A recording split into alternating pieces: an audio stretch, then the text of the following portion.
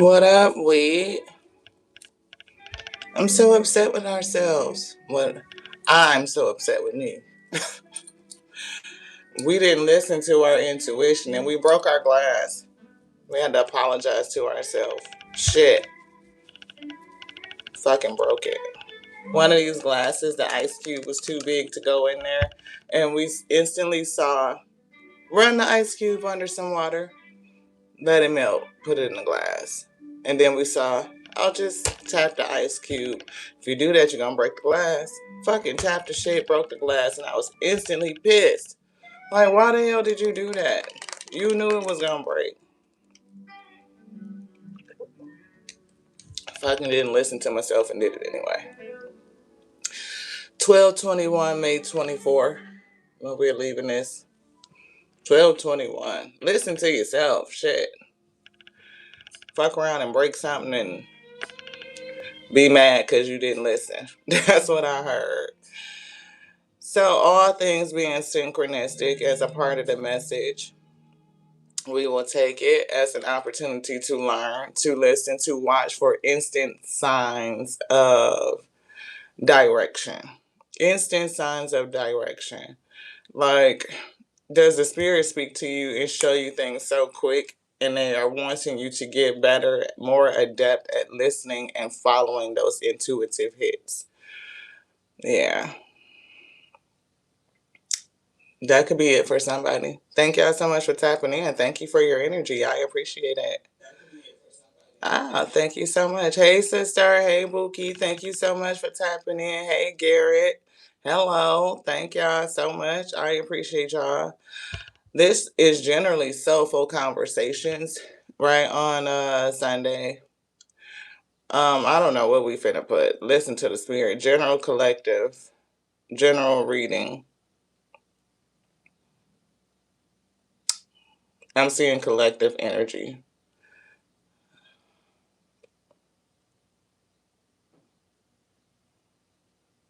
And they're putting soulful advice. And I'm saying listen closely. So it's giving like a quick flash of inspiration or a quick flash of advice, and they want you to be swift, like very tuned in and listen to it. Um Again, our testimony.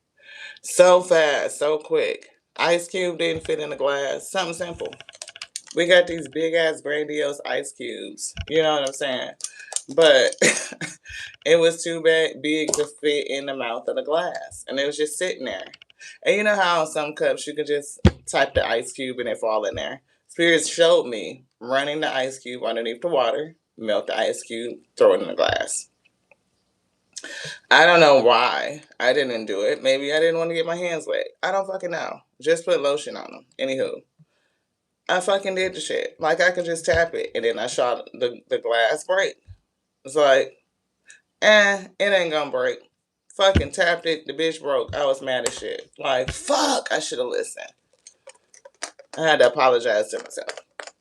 When the spirit tell you what to do, give you that quick flash of inspiration, of direction, do the shit. Don't just listen to yourself thinking that you know exactly, the fuck you can do because you're gonna mess around and make an asshole out of you. That's what I heard. Thank you. Thank y'all so much for tapping in. Thank you again for your energy. Thank you for thinking about the times when you didn't listen to your intuition and you made an asshole out of yourself. Everybody does it. That shit is not, specific to just me. Are you able to admit it and be like, damn, spirit told me don't do that. I should have listened to my first man and I didn't do it and I fucked it up. Sometimes it's okay to admit when you fuck up. Like if you can't admit when you fuck up, then something is wrong with that shit. That is hilarious. I don't even want to. What the hell is your name? Da poker face. Wow. Hey, you damn sure pick some shit that don't nobody else got. I know that's right. Love it. In other news, congratulations to Buki, Intuitive Interactions. She hit the threshold of that 50 subscribers so that she can go live. Mother Messages will be live when they are called to go live. It's just like, the Tears and Wheat Road show. When you show enough, never know what you're going to get. It can start slow. Mother Messages, but that shit is good for your soul. When I say she be coming through with the message, the favorite godmother with the T, congratulations to you, sister. Look, you are going to a whole nother level. It take a whole nother level of like hold on to your shit, growth and development. Congratulations. I know it's going to be amazing, everything that is meant and destined to be. And congratulations again. I appreciate you, Buki. Thank you. The Bookies and the Weed Nation. What up, Weed? Thank y'all so much for tapping into the Tears of Wheat Tarot show. Well, you sure enough never know what you gonna get. It's gonna start slow like that old school Crisco, beloved. We gotta get this shit out the can. That thick shit, that thick, white, large shit, and get it in the pan. Alpha and Omega turn the heat up. We get to cooking. What we cooking up? We know a little bit of what? When they tell you to do some shit, that direction, how to get it out the can so you don't fuck up some shit, listen. They are doing it. We are the vessel. Look, if they got the will, let them do it. It's their will. It's their prerogative. They can do what they want to do. It's their prerogative. They telling you to do it this way to protect you. Is what it's giving. Controlling the energy. An invitation to the spirit for them to use us. We are a channeled messenger. We are a conduit. Is on to the I don't know what we was getting ready to say. We are a conduit, a channel messenger, a spiritual reader, a vessel unto the Most High God itself, the Alpha and the Omega. That which dwells within, beloved, the soul, the source of us living. We're going to have conversation. Somebody is holding back or trying to control the energy. Yeah, Emperor Omega say, yeah, it's something here, a gift that they are giving you, and it is to strengthen you. Yeah, edify you, spiritually edified, spiritually fed, spiritually hydrated and nourished, so that you can be strengthened to bear the yoke that's on your shoulders, beloved. I am getting this hangman. People persecuting you. The spirit gonna tell you how to move, what to do, so that you don't break some shit. Right? If you don't listen, you'll be fucking around and be like, damn, I should have listened. I fucked around and broke it. That's what I heard. So be strong enough to control your energy. Pull back a little bit. Just hold on. Just hold on. I pray that we overflow as we have become strengthened to bear this yoke, and we overflow and it goes out into the wheat field. We offer it on to you, this spiritual gift, so that you can be strengthened and edified and nourished too, to bear the yoke that is placed upon you, and that you overflow. And we meet in the middle. Unity, harmony, peace, clarity. Get some shit together. Get some shit together without tearing it up. It's given like we can either build it up or tear it up. Like, you know what I'm saying? Like sometimes you have that quick choice. You can do it this way or you can do it that way. If you choose this, then you can fix it. Everything will be well. But if you do that, then shit gonna be damned for somebody to hell. Like burn that shit all the way the fuck up.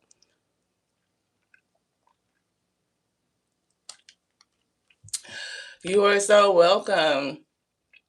Hey, Beluce Benoit. Thank you so much for tapping in. What up, D? Thank you so much for tapping in. Hello, Melanie. Thank you.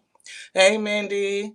Thank y'all so much for coming in. I appreciate y'all. 33-7. Appreciate y'all so much. Let's get the energy. Queen of Wands is coming through. See, standing your ground. 7 of Wands. Somebody could be very defensive or combative. I feel like Queen of Pentacles, this is somebody who's either focused on growth, their energy. It could just be the sign, earth sign, Taurus, Virgo, Capricorn, focused on business, focused on taking care of business. Could be defensive and protective. Standing on business type of energy. That's what it's giving. Connection, the lovers is coming through. Partnerships, Queen of Cups, Hermit, and the Fool card. So what's this, Spirit? Yeah, message, Page of Wands, Knight of Cups. So it's definitely an intuitive message. Page of Cups, Fool card. Somebody's getting a new intuitive message. It's going to tell you how to do something, which way to go, or how to quantum leap, cover a gap is what it's given. Right? Because we definitely see, this is two people. Could be both feminine energies, or both people could just be in their feminine attribute, in their feminine energy. They could be feminine gendered people, or people in their feminine energy, operating from their feminine energy. Divine feminine. And look, Hangman and the Hermit coming through. Hermit, Hangman. And we showed y'all the number at the time was 1221, right? So peep gang. That's 1221. We literally at the start of the read showed it's 12 likes, 48 people. That's 1212, right? So that's still the numbers. 1212. 121212. 1212. So it's kind of like, are you seeing the signs or paying attention to how the spirit is speaking to you? Are you seeing what the vibes is? 1212 is 3-3, which breaks down to 6, which is the lover's card. This is about connections. And then peep game, because 6 is the reverse, or the 9 is the inverse of 6, 6 and 9 with the hermit. These two people who are in their feminine energy, one person standing on business, they both could be. They could just be both standing on their principle. And it's all about how you move in this space. The spirit is getting ready to tell somebody, bring them a message, a spiritual message on how to heal or to move. It could be an offer of love. Yeah, see, King of Cups. Emotional maturity, balance. Two people going back and forth. Two things is giving like exchanging energy, and something is stuck. Like the spirit needs to get the wheel turning, get things moving. And which direction is going to go is up to whoever is getting this download. High priestess, whoever is getting this download. Can't make it up. You know what I'm saying? So definitely something about connection to people. They put this deck on top of the Queen of Wands, so somebody has to take some sort of leadership to assert themselves, to move shit forward, take the initiative, something about the passion, the drive. I do feel inspiration. Whoever the Queen of Wands is could be the person, Queen of Cups, that's going to, they could be a leader, but they're going to get some sort of message from the spirit, some sort of direction, which way to go. The Hermit is showing the why. So this is kind of giving me that Queen of Wands energy, tad bit, because Queen of Cups, very intuitive, very psychic. It's all about the feeling.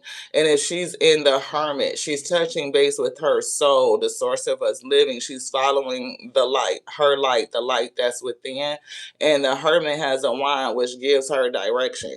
That's why I'm picking up the Queen of Wands. And Spirit said they are the same. Divine feminine energy. So this is definitely, it's kind of giving like a standoff between two people. So somebody that you're not talking to, you're not interacting with. But for some reason, Omega is here, right? And I don't know if Omega is trying to give you like, hey, this is an opportunity. Omega controlling the energy. It could be protection. They could have told you to pull it back. I don't know, but it's giving controlling the energy, offering a cup of love, of strength. Yes, see, it's a stalemate. It's a stalemate here. People are at the crossroads. And I feel like this is a spiritual gift, allowing the spirit to move. You are the vessel to deliver this cup to somewhere. A spiritual gift for strengthening and edification. Yeah, definitely a high, a lesson.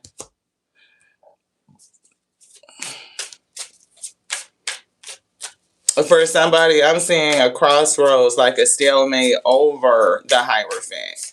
Right. The Hierophant is over the crossroads. So the issue could be tradition, belief systems. I don't know. Yeah, obstacle. Definitely an obstacle here. And intuition, see? High priestess.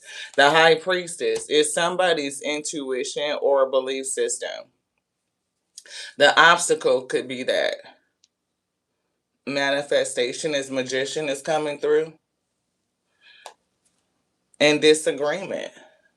See, it's something about, I don't know if it's the Grand Magician, Alpha Omega energy, if it is how to manifest something in your life, a disagreement. Yeah, and something's not over. That's the world card, hangman to the world. It's like the end of something is not over. There's a stalemate in ending something and finishing it and completing it. For some reason, I do keep getting the energy of persecution with the hangman. Like high priestess, they always get persecuted, right? Always.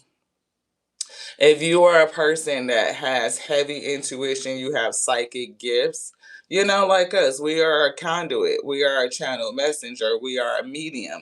Like we speak to spirits all the time. We are always surrounded. We are never alone. We are never alone. And some people don't believe that. They don't. They can believe whatever the fuck they want to believe. It's not my position, not my problem. You know what I'm saying? To make anybody believe. But when we say something, they channel it through us. They bring the card to show you. So either you got ears to hear and eyes to see, or you fucking don't. You know what I'm saying? It's up to you what you believe. But that doesn't change the truth. No, and see, that's not true. Nobody's like me. I don't know what that means. But yeah, Melanie, I don't think that's true. And people don't have to like you. But we love everybody. I can love you and not like you. You know what I'm saying? It's a difference. But anywho, spirit, not to be dismissive, but that just caught my attention. You know what I'm saying? But I'm getting, it's something with,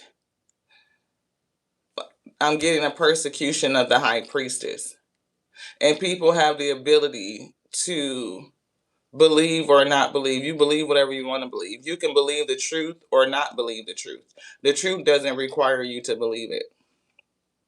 It just is what it is. You know what I'm saying? It just is what it is. Oh. Oh, okay. I thought you were saying that nobody likes you. No, there is nobody is like you. Nobody is like you. You are one of one. You are the original. Yes, beloved. Thank you so much for clearing that up. I appreciate you. Thank you. Yes, because I'm like, wait a minute. What is that? I appreciate you for clearing that up. Thank you.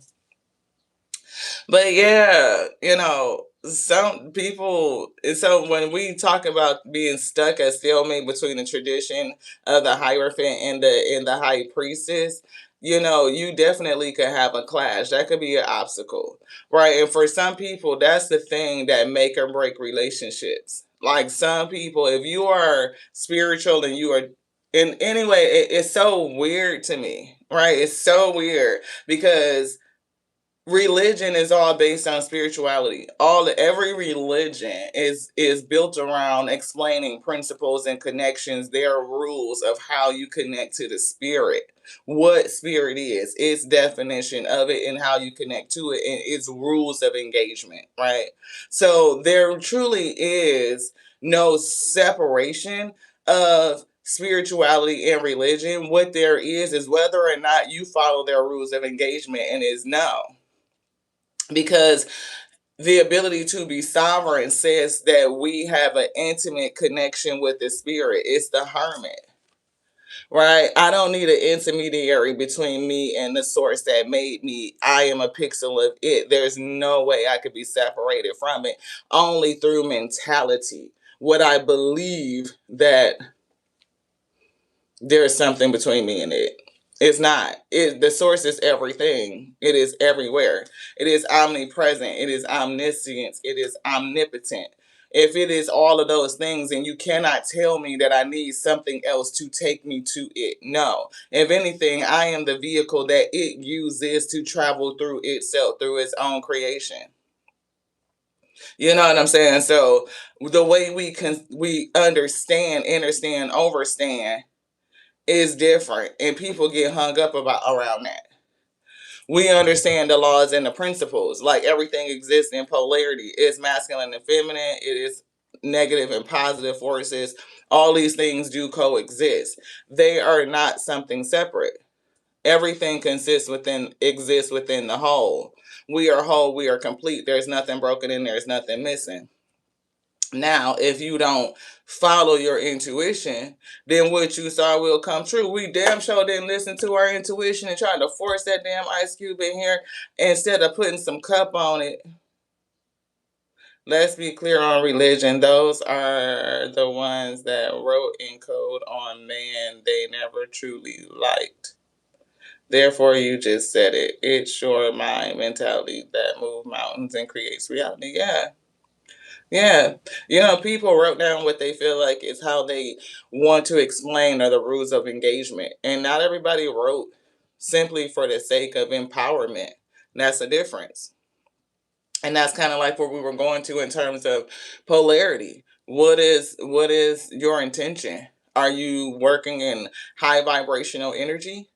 Are you working in low vibrational energy to control and to suppress? But both of them are working for the same whole. It's the law of oneness. Everything is whole and everything is complete. Those who work in low polarity or negative energy, right, to detract, to contract, to oppose, to suppress, those energies teach me the importance of freedom, of sovereignty, right? Like we rage against that in order to become free, right? We are operants, and those who are free, they inspire those who want to control or the law to contract, to pull back. Contraction and expansion are always happening at the same time. We exist in polarity. We are also within ourselves negative and positive. You have your shadow energy, you have impulses and desires, which is why they kind of give you that you must die to the flesh, right? It's giving that vibe. So you always have to contend with the inner world that has your polarity, all of the opposites that are acting upon self, and then you have the outer world that is also operating in its polarity, this dual nature of oneness itself in every facet. What's going on within is also going on without. As within, so without. I and I energy. But instead of us being able to understand the laws and the concepts and allow people the sovereignty, the freedom to express that, people like to control the expression, or their mindset is so controlled where they feel like they cannot connect over the principle. It's just laws, it's principles. They'll be quick to say, oh, it's principalities that we wrestle with, but you can't connect over principle. If they don't follow your religion and how you feel about it, then it creates a crossroad, a stalemate. It's the obstacle. And I just think it's ridiculous. Personally. I personally think it's ridiculous. Everybody has the right to believe what they believe. Do I think that it's just all one heavy Father God, and that's just it? Like the Most High God itself is masculine? No, absolutely not. I believe it's represented the same way that it is in everything else. It is dual. It is masculine and feminine. If we be made in its image, and all things are birthed by feminine energy, what is done is done. It's protected. It's decreed. That's feminine and masculine. It shows itself to be true. Now, whether people believe the truth, that's up to them. But you can't always tell people that what they looking at around them is real.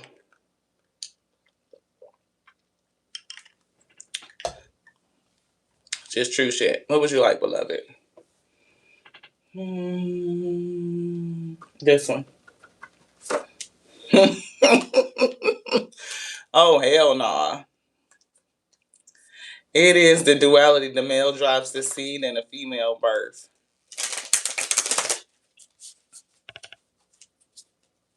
Pretty much, we carry the seeds as feminine. And all seeds don't need to be fertilized. Now, do they? Because some seeds are self-fertilizing. So think about it. Me as a feminine energy with ovaries, I have all the seeds, eggs that I'm going to have, right? So, but those eggs need to be fertilized, except in the instance of parthenogenesis, where I'm able to self-fertilize in birth, right? All life began by feminine energy. So mother cells splitting to create daughter cells, right? So your genes, your everything in your body, the mother cells are splitting to replicate themselves. You are regenerating and recreating and cloning self all the time. It's biologically true. But when it comes to some spiritual traditions, they deny that energy. And they say it came from the masculine. Well, how could it be? You're denying the truth of nature, right? So you're denying the truth of your reality, of your biology. You're denying the truth of self. And for some people who are so hell bent on that brainwashing, on that culture, the cult of it, you cannot give them logical conversation in regards to it. Like, logic in nature, in everything, does not exist in this. So if you try to force the truth in some of these spaces, you're only going to break the situation. And like the spirit had told me, put some water on it. The Knight of Cups is down here with the water. That's emotional, right?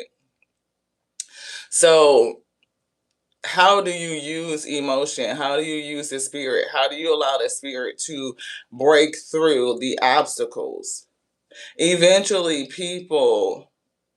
the seed that has been planted in you, when the Most High God continues to bring either its fertilizer or waters that seed, right, it will grow up within a person and they will eventually see. Life is a teacher. Because why is it that we can hold things that makes absolutely no sense in one arena and be like, oh, that's the absolute God truth, but then it doesn't make sense anywhere else? You don't do that anywhere else except when it comes to religion. That's why I say it's a cult, because that's the space where logic just disappears. Yeah. So he ain't your twin flame. He's a cautionary tale. Stop looking for cosmic signs when the universe already posted red flags in neon. This isn't destiny, babe. It's a lesson in boundaries dressed up in cologne. For somebody, I don't know who this person is, but the two of you are operating in feminine energy, and somebody is so hell bent in their mindset that they can't see anything different. It's a red flag that they are so closed-minded in this area. And not the fact that they are just closed-minded, is that they cannot accept the fact that you think different. That you think different.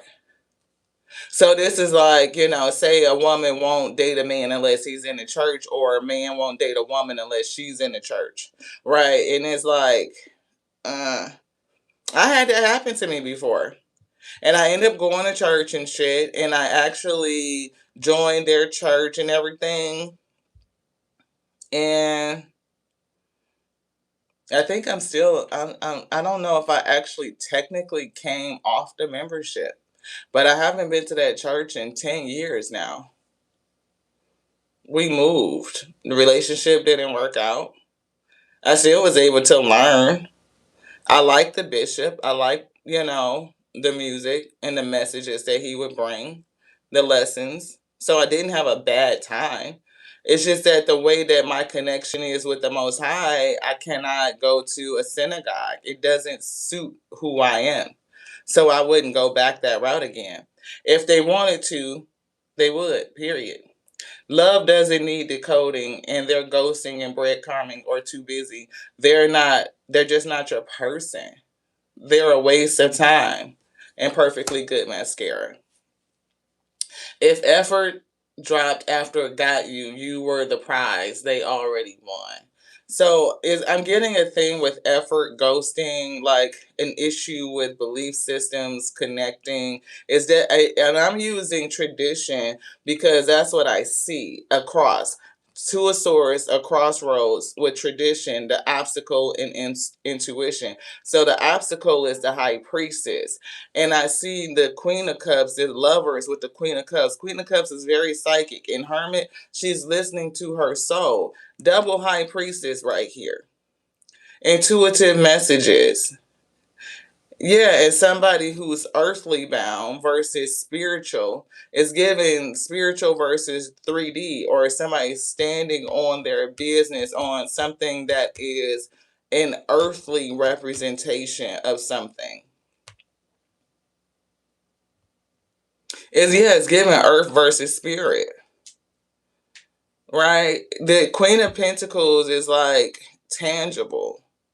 The Bible that was written is tangible, but they say it's intuitively inspired, but you don't know that. You don't know how it came about. You don't understand its authorship. You don't understand its origin. Some people do because they've done the research to find out. Some people have compared it to other works, right? Other ways that people connect to the spirit, right? How is it the same? How is it different? Some people use that one reference as proof of itself when you can't.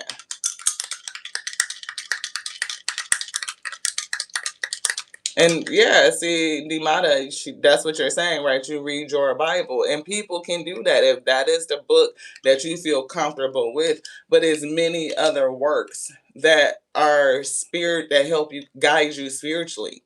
You know, it's like, why do some people, and I'm not saying that all people are like this, but this is a lot of Christians in general are the ones who persecute others for not believing what they believe.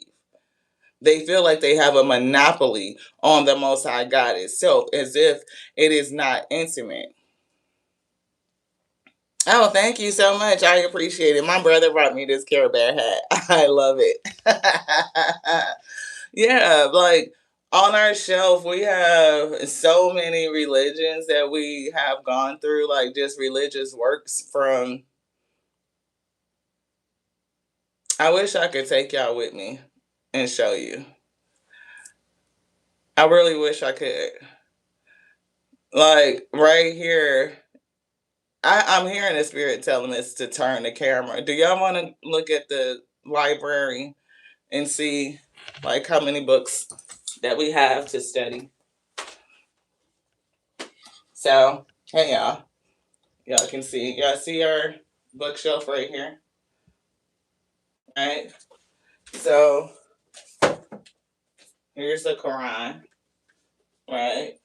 Here's one.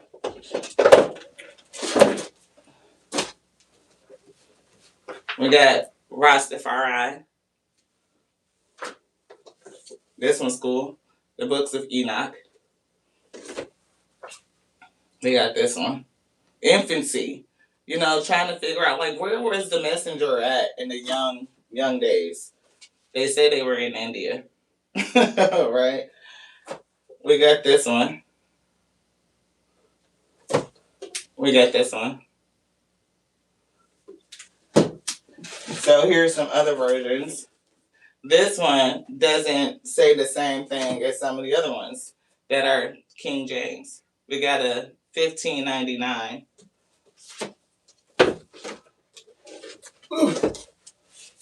Can we put these here, Mozart? Thank you. We got a Geneva, 1560. Oops. in Ethiopian. This one, the complete Dead Sea Scrolls. The Adi Granat. Now this one right here is interesting. I don't know if anybody has ever read this. So to talk about the way that things, you want to leave this out? Okay. Evolved. Let's see. This whole shelf right here, y'all. The Lotus Sutra. Now we're just sticking up here. The Goetia. This is a part of the books of Solomon. Gilgamesh, Lilith, and this is un-Jewish. The Jew, a Negro. Let's see. We have the Nag Hammadi,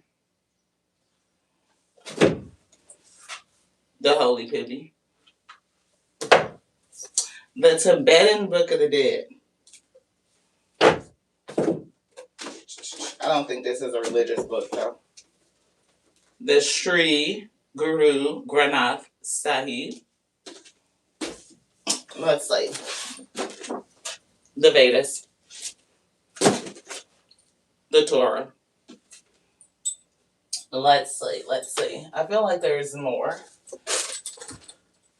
Then we start getting into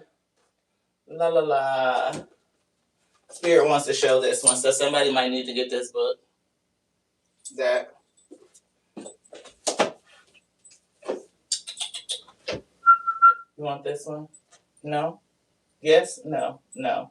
We're going to show it because they're keeping our hand on it. The Human Code. So you might want to read that. We got a pen stuck in here. What were we studying on? Triad Masculine. That's the last thing we were looking at. You want to leave it out? No. This right here is pretty cool. The Raw Material. It's a 5-book series. The Law of One. So that's really awesome. So then we get into Earthing and Star Seeds. So these are pretty cool.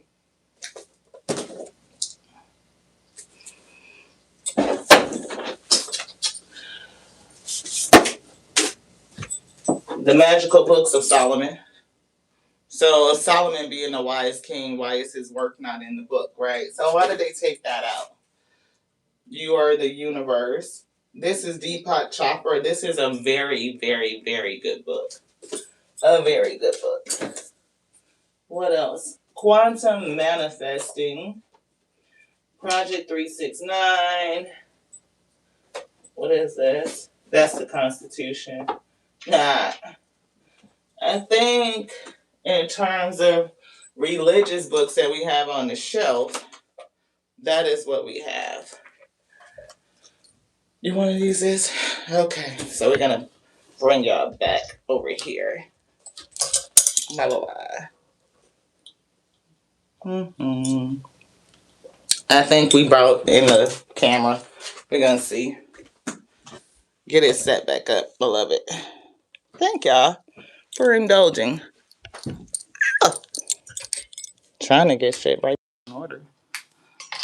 We had to unplug it. Don't mind us. Technical difficulties. Plug that back in. The stand is all crooked, but whatever. Yeah, Hangman in reverse. Don't let somebody, I don't know, if you were a high priestess and you were into study, it's so much out there to look at. Thank you so much. Thank you so much. It's so much to look at. Yeah, you got the lost books as well. Yeah, yeah, yeah. Exactly. Exactly. Thank you so much, the original Bella. I appreciate you. Yes. Yeah, I am very spiritual. I am not religious, right? I am a seeker of knowledge.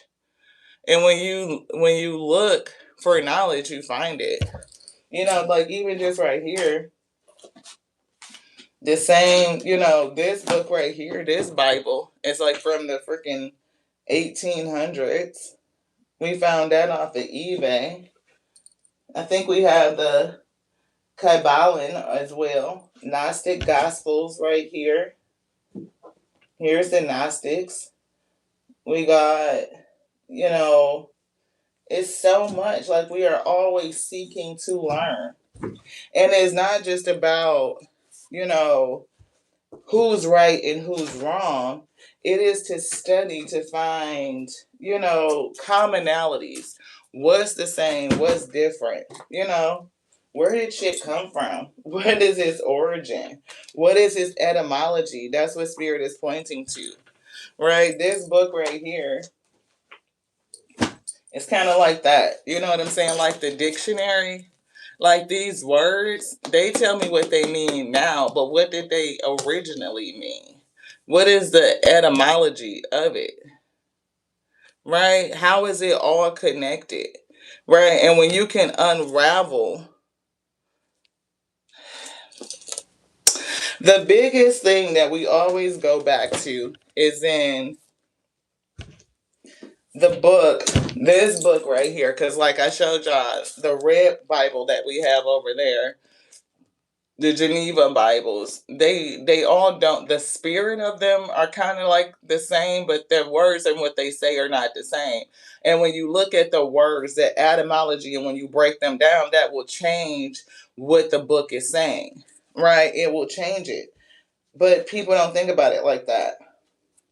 And why would knowledge be the first thing that they're told that they cannot have? And one, see, we study, so yeah, don't get upset because the spirit drew all over this shit. They crossed out shit and all of the spirit discerns what's real and what's not. What's truth, principally. If Most High God said, "Behold, I have given you every herb bearing seed which is upon the face, all of the earth, every tree in which is the fruit of a tree yielding seed to you, it shall be for meat." But then next in chapter 2, it tells you don't eat of this tree. Well, the Most High God already told you you can have every, you can eat of every tree that's bearing fruit. So why would then in the next chapter it tell you you can't eat of the tree of knowledge, the tree of the fruit of good and evil, knowledge of good and evil? Y'all know what I'm saying. How is it in chapter 1? It's telling me, so the Most High God said, let us, dual, plural, let us make them in our image and made them male and female. Instantly it's telling me that the Most High God is masculine and feminine. Mother God, Father God, male and female. So they made them male and female. Then in chapter 2, it's telling me they put Adam to sleep and made Eve.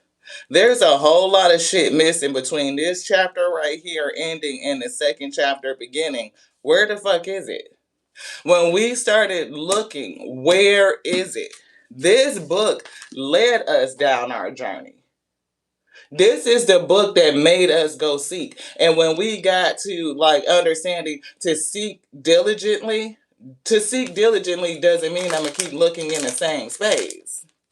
Right? If it's not here, it's not here. I don't care how many times I go through this book. The Book of Wars is not in here. It's mentioned, but it's not in here. So if I need to read the Book of Wars, then I'm gonna go try to look and go find it. The only place I found that mentioned the Book of Wars is in the Dead Sea Scrolls that we showed you off the shelf. So if you use this and you are moved to a deeper journey to discover more truth, then that's what it was supposed to do. It was to reconnect you to you. It sent us on our journey. The last time we were in a synagogue, we ended up on a journey to discover what was already within. It took us from collecting one book to another book to another book to another book, which is why we have a library of them, beloved.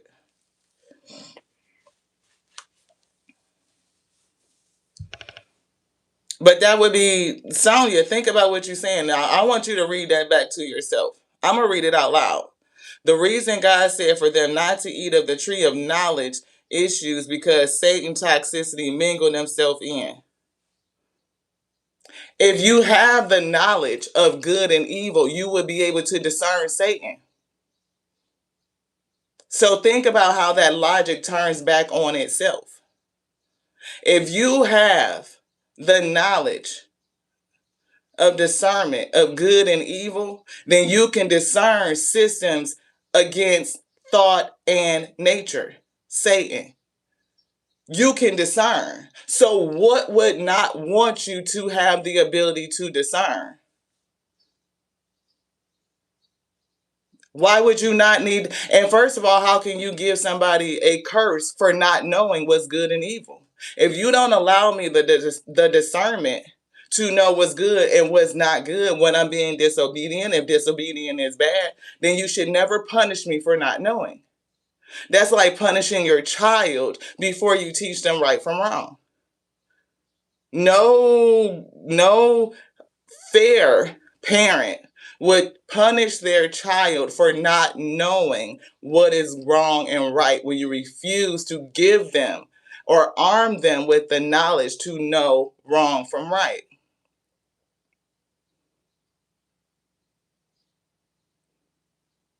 And if you believe Isaiah 45:7, then you believe that the Most High God creates all things, good and evil. I do all these things.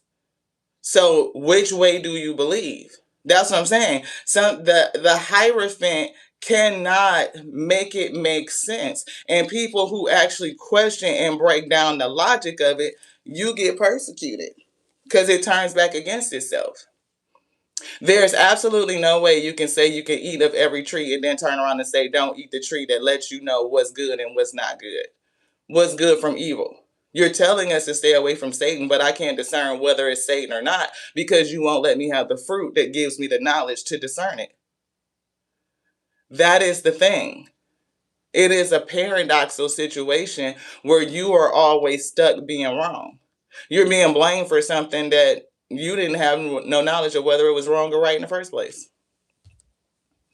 So you can see that there's a lot missing. You can see that the logic doesn't stand up. Exactly. How can you say you broke the rules when you never gave me the ability to discern the rules? You never told me. Again, if you, how you going to come home and your kid is not in the house at 10, 11 o'clock at night, and then when they come in, you give them a punishment, a curse, and you never told them that they had to be home or not coming home was wrong. You would never do that as a parent. You establish rules of engagement. You give them boundaries and parameters. You arm them with knowledge. For if wisdom is the principal thing, then why would wisdom be the first sin? Why would knowledge be the first sin? You know it's trickery. You know it's trickery. Yeah. So quantum akashic records manifesting. It's something in your spirit that knows the truth. It's something in your spirit, your intuition, high priestess, that knows the truth. And it is attempting to tell you the truth. It wants to reveal the truth that you already know to you, to break the programming. That's why they get you early. That's why children don't understand it. You can't even make kids understand it. You have to teach them to just take it on faith. In this area of life, it doesn't have to make sense. And I think that's why children now are rebelling. You know what I mean? They're like, is no longer do what I say simply because I said so. They want explanation. They want to know why. They want to have a voice. They want some sense of autonomy, right? It is not them just acting out. It is them, they are designed to go against this shit that has been built up to keep you a slave in your mind. The law of compensation, give that which you seek. Give what you seek. If you are a person that seeks forgiveness, then you must give forgiveness, like continuously. If you are a person that wants to be understood, then you must be understanding. For all thy getting, get an understanding, right? The law of allowing. Stop trying to fix or change or control anybody. The Four of Pentacles is down there, somebody trying to control. But that's if you believe that. The Most High God cursed them to live in hell because they decided to learn the truth. Their eyes will be open. If you just think about that, Sonia, and I'm only saying this for a minute because it's like the spirit is kind of using this interaction as a way to bring the message. The serpent, which is real, is relative to wisdom. Many cultures represent wisdom with the snake. They are continuously growing and evolving. They're always shedding old skin, right? So they took something that's associated with wisdom. And in that story, the snake said, if you eat of this fruit, your eyes will be open and you will know that you are gods, right? And the snake did not lie to them. It didn't. It told them the truth. They ate the fruit. Their eyes were open and they realized who they were. They understood their vulnerabilities. They understand who and what they were. So why did they hide from whatever that was in the garden that was telling them, do not eat of this so that you will not know? Why would that do that? Yeah. Why would they teach it to you like that? And then tell you that the one that told the truth was wrong. Why is the truth teller wrong?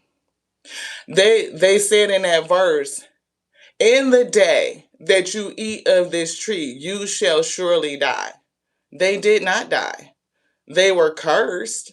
Again, cursed for receiving knowledge, of having their eyes open.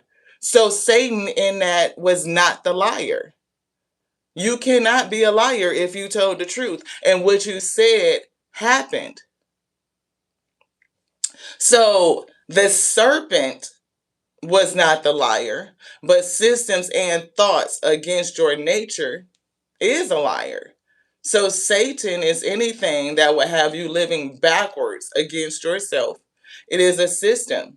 It is thoughts that go against nature to teach you that all life came from a masculine when everything in your biology and nature comes from a feminine. That's against nature. That's Satan.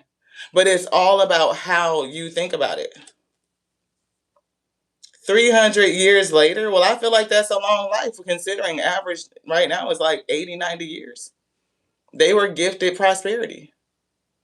So, and we don't know when you know what I'm saying? I don't think that one book tells you when Adam and Eve is, but this is the mindset, right?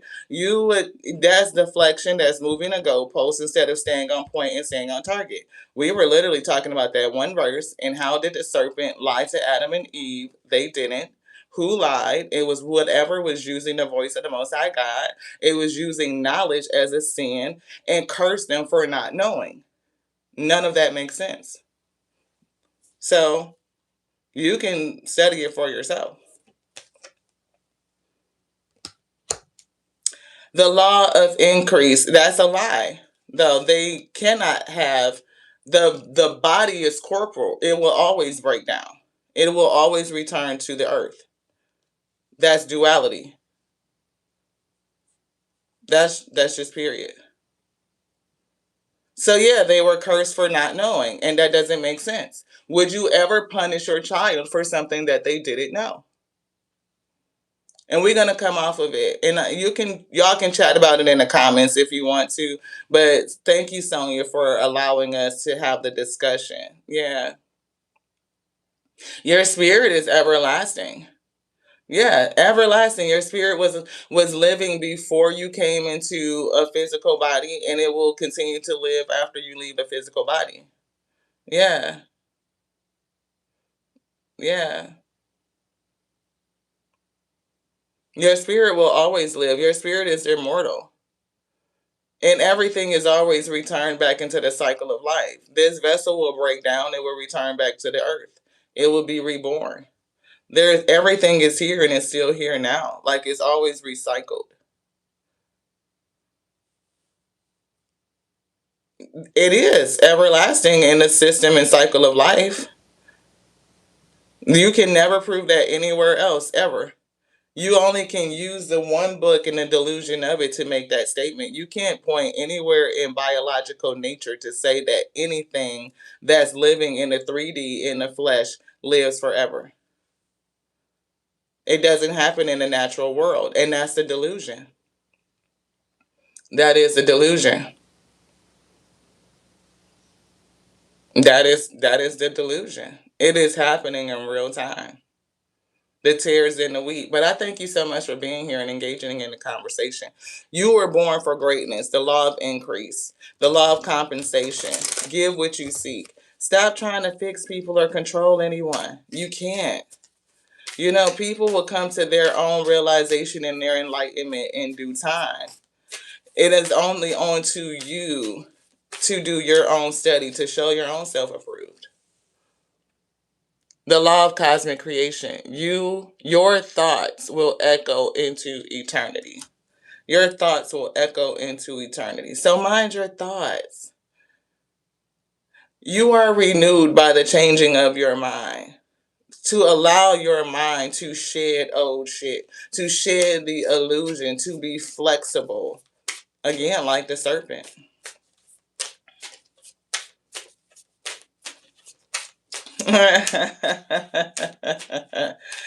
We will tip the vibratory scale. I believe we've already tipped the vibratory scale. There's way more than 144,000 people that are operating and vibrating on a higher frequency. And there's way more than 144,000 that are chosen to do the work. The law of intention, give up complaining. So did we get this all mixed up and backwards? No. Oh yeah.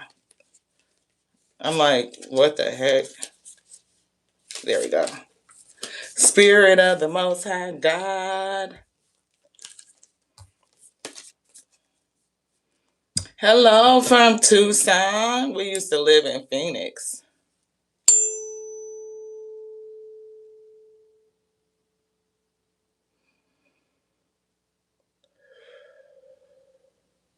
Sometimes it's tuning of the ear chakras, having the ability to hear, the ability to see.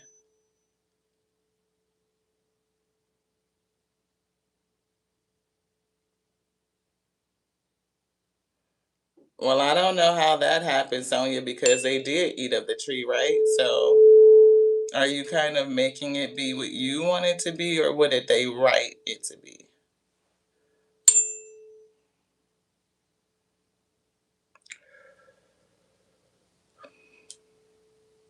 Hmm. Thank you. Yeah, corpses and zombies. When you talk about people being resurrected from the dead and walking around on the earth and that's your savior, that's definitely a zombie. Right? The law of intention. Give up complaining. I don't know who has a system of complaining. Like maybe, the Most High God did all things, or Satan is doing this and the devil is doing that. It's polarity in action. You got positive people and you got negative people. Some people just do fucked up shit. Some people act in a very negative, low vibrational way. Some people move from scarcity. Some people are liars and deceivers. What do they teach us when you interact with those types of people? Do they help you become advocates? Do they help you build protections and boundaries? Do they help you, to seek out, ways that you can keep it from happening to somebody else? Yeah, could be. The law of forgiveness. So again, we talked about forgiveness, the ability to forgive continuously. Not only can Why am I hearing contend with forgiveness? Somebody has an issue with the ability to forgive, right? I'm definitely getting the energy of forgiveness. Release all judgments and set yourself free.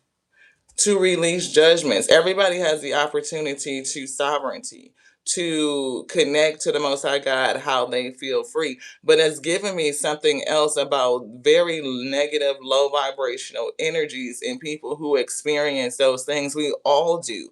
Everybody experience negative shit. You're going to experience tormentors, and you're going to experience thieves and liars. You're going to experience murderers and all of this type of shit.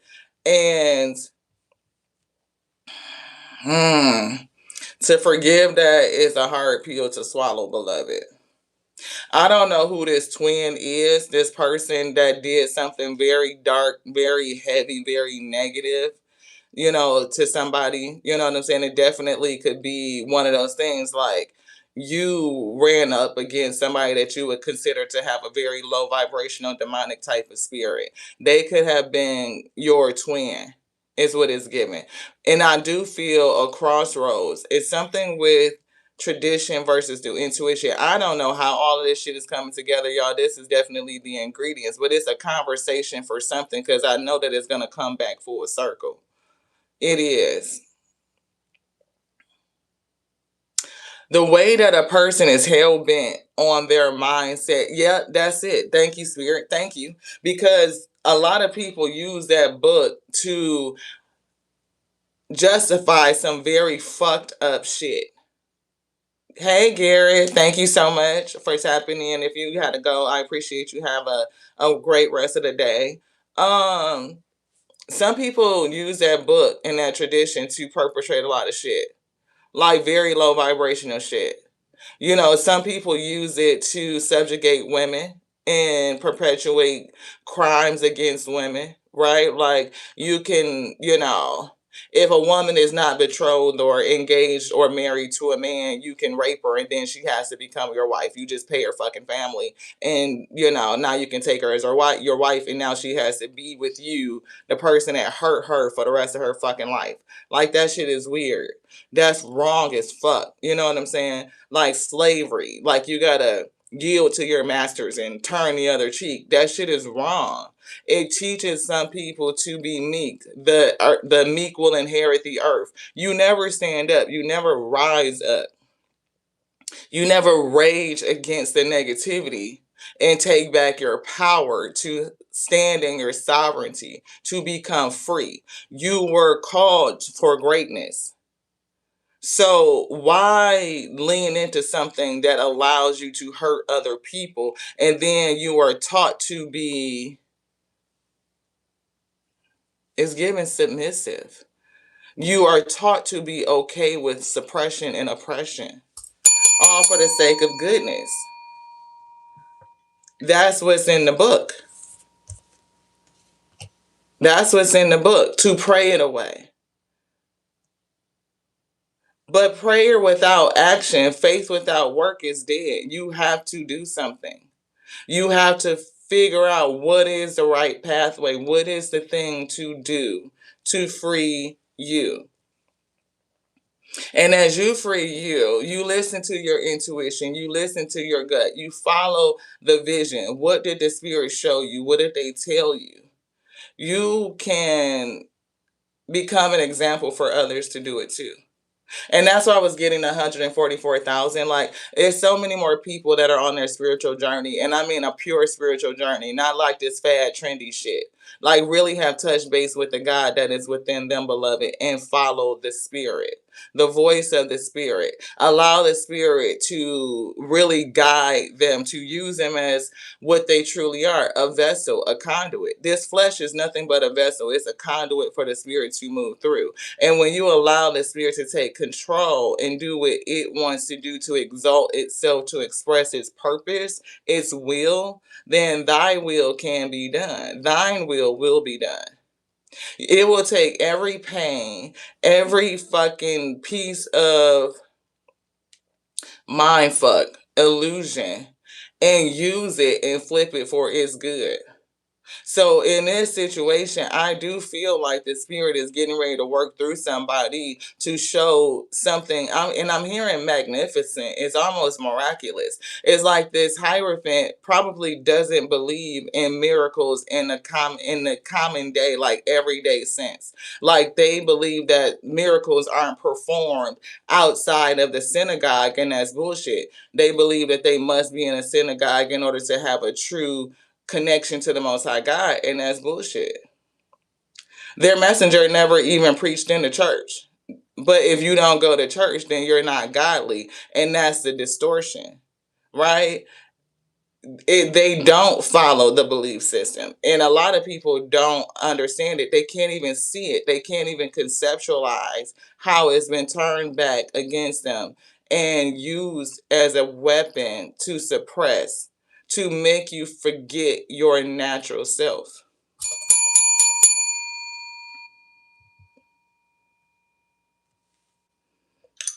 Yeah, there, whatever that was controlling, there was no, and they couldn't tell no the difference because they couldn't have the fruit of good and evil, right? They couldn't have the knowledge. What would tell them that they cannot know? That's the point. I would never follow any God that tells me I cannot know. Why would you follow any God that tells you you cannot have knowledge? I'm going to tell you what to do, but I'm not going to give you any knowledge to know if what I'm telling you is right or wrong. You must trust me for the sake of trusting. That's gaslighting. That's gaslighting. Of course you would. Of course you would. But some people feel like you're supposed to blind follow. That is the point. That is exactly the point, Sonya. You are displaying it. You are definitely saying you don't need to know good from wrong. You don't need to know. If the whole thing is that you are wrestling with principles to get you to sin against the Most High God, but tell you you are not supposed to have discernment, the knowledge of good from evil. That is ridiculous. That's like saying that I'm sending you to war with no weapon. I'm sending you to war, but I'm not going to give you any weapon to fight back. If knowledge is the weapon, then yeah, you got to have a weapon. Now you have something else to blame. Right? What are you going to blame? How can I accept responsibility when you never gave me the ability to respond? You can't. Yeah. Right, right. If I never taught my child right from wrong, I can't blame them when they make mistakes. You cannot punish a child who doesn't know right from wrong. And you cannot tell me that the knowledge isn't built in because you don't need anybody to tell you that it's wrong to hurt your parents or to unalive something. Now, some people's system is broken, so you can't say that that doesn't exist. Some people are very much conflicted about whether or not it's okay to harm another person, and we know that. And they don't. Every child does not have to obey the parent because every parent is not healthy. Every parent is not healthy. And we are born both sinner and savior. We are born both. It's duality.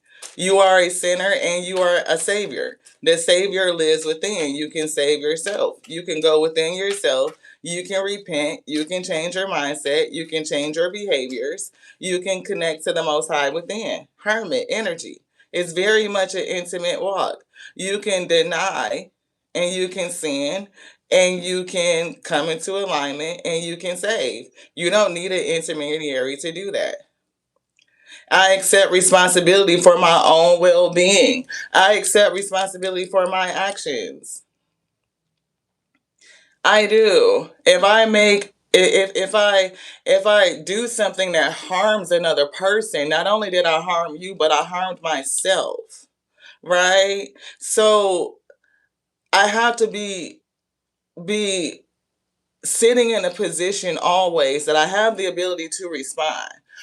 What did I choose to do? Because it's always a choice. It's always a choice. Did you choose to hurt somebody? Did you choose to inflict pain? And if you did, then whatever you did to them, you've already done to yourself. That's so true in The Color Purple when Celie said, everything you done unto me, already done unto you. The spirit has a way of balancing things out. The scale always balance. The same oxygen that you breathe to keep you alive is aging your cells. So that's why the corporal body must die. It must die. So to believe anything that says that this flesh right here will live forever is nonsense. It's only living forever, and the fact that this flesh is going to return to the earth is going to be broken down in its natural recycling center, and it's going to be used for something else. Therefore, the cycle of life is never broken, and in that sense, then yes, it's always living. But to think that I'm going to walk around in this corporal body for infinity is just, it doesn't make sense anywhere. That is the delusion. That is the mind fuck of that shit. That is the delusion. And you cannot talk to people and use logic, because in that area, in that arena, it takes precedence. It takes your mind somewhere else, and you will say some of the craziest shit and not even see it. Not even see it. You can't even hear.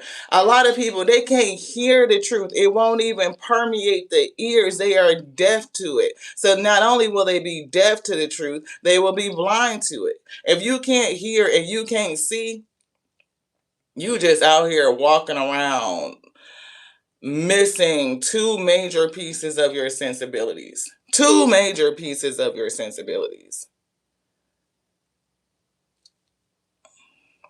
I am so grateful. I'm so grateful for this life and the opportunities that it presents, right?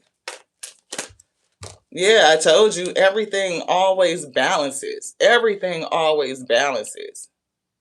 Everything always balances. It's balance to this.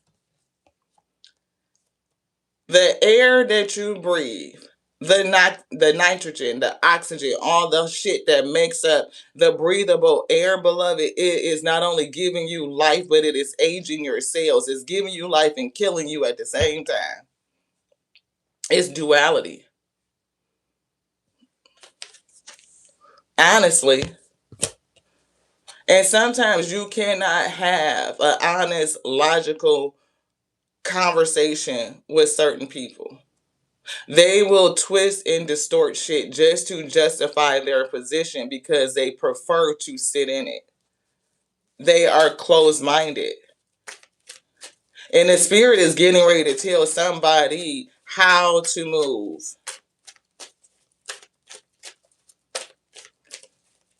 Baby, I just showed you all the books that I have on the shelf. So it's up to you if you want to believe. Y'all can engage in that.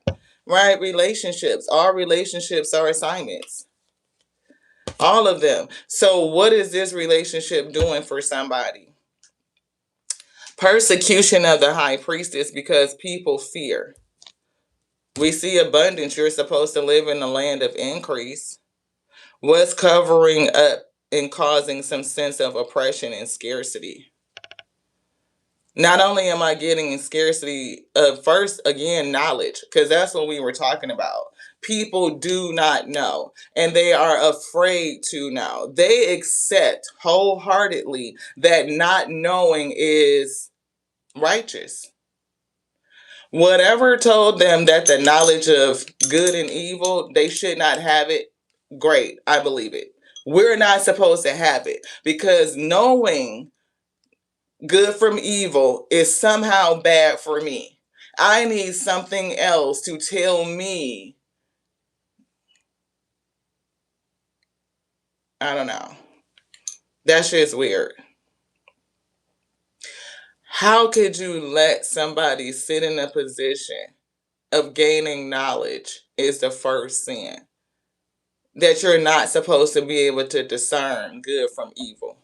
So when you run across a connection, a relationship that is a cautionary tale, you are not able to discern whether that person is good for you or not. You can't tell the real from the fake.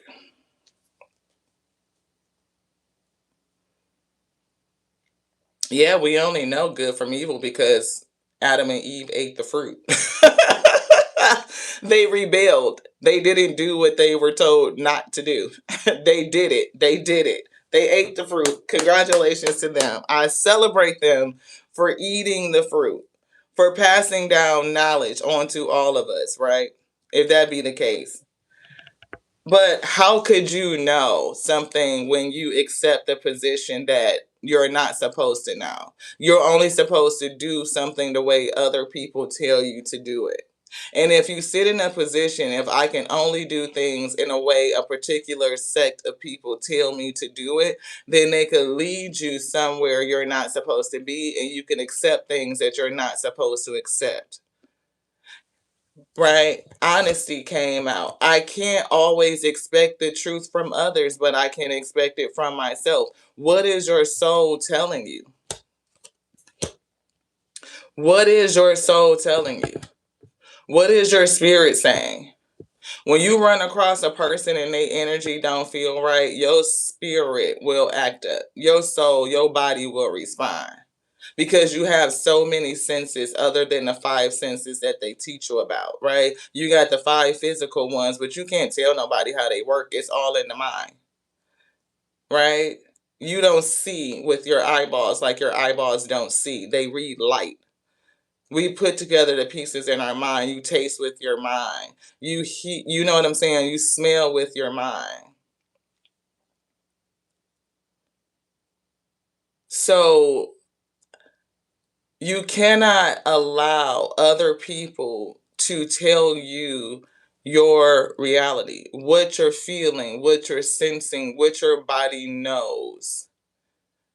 When you come into contact with certain people and relationships, your body will tell you whether they're good for you or whether they're not, beloved. So somebody is learning to listen to their intuition and to even follow your vision, because the spirit told me.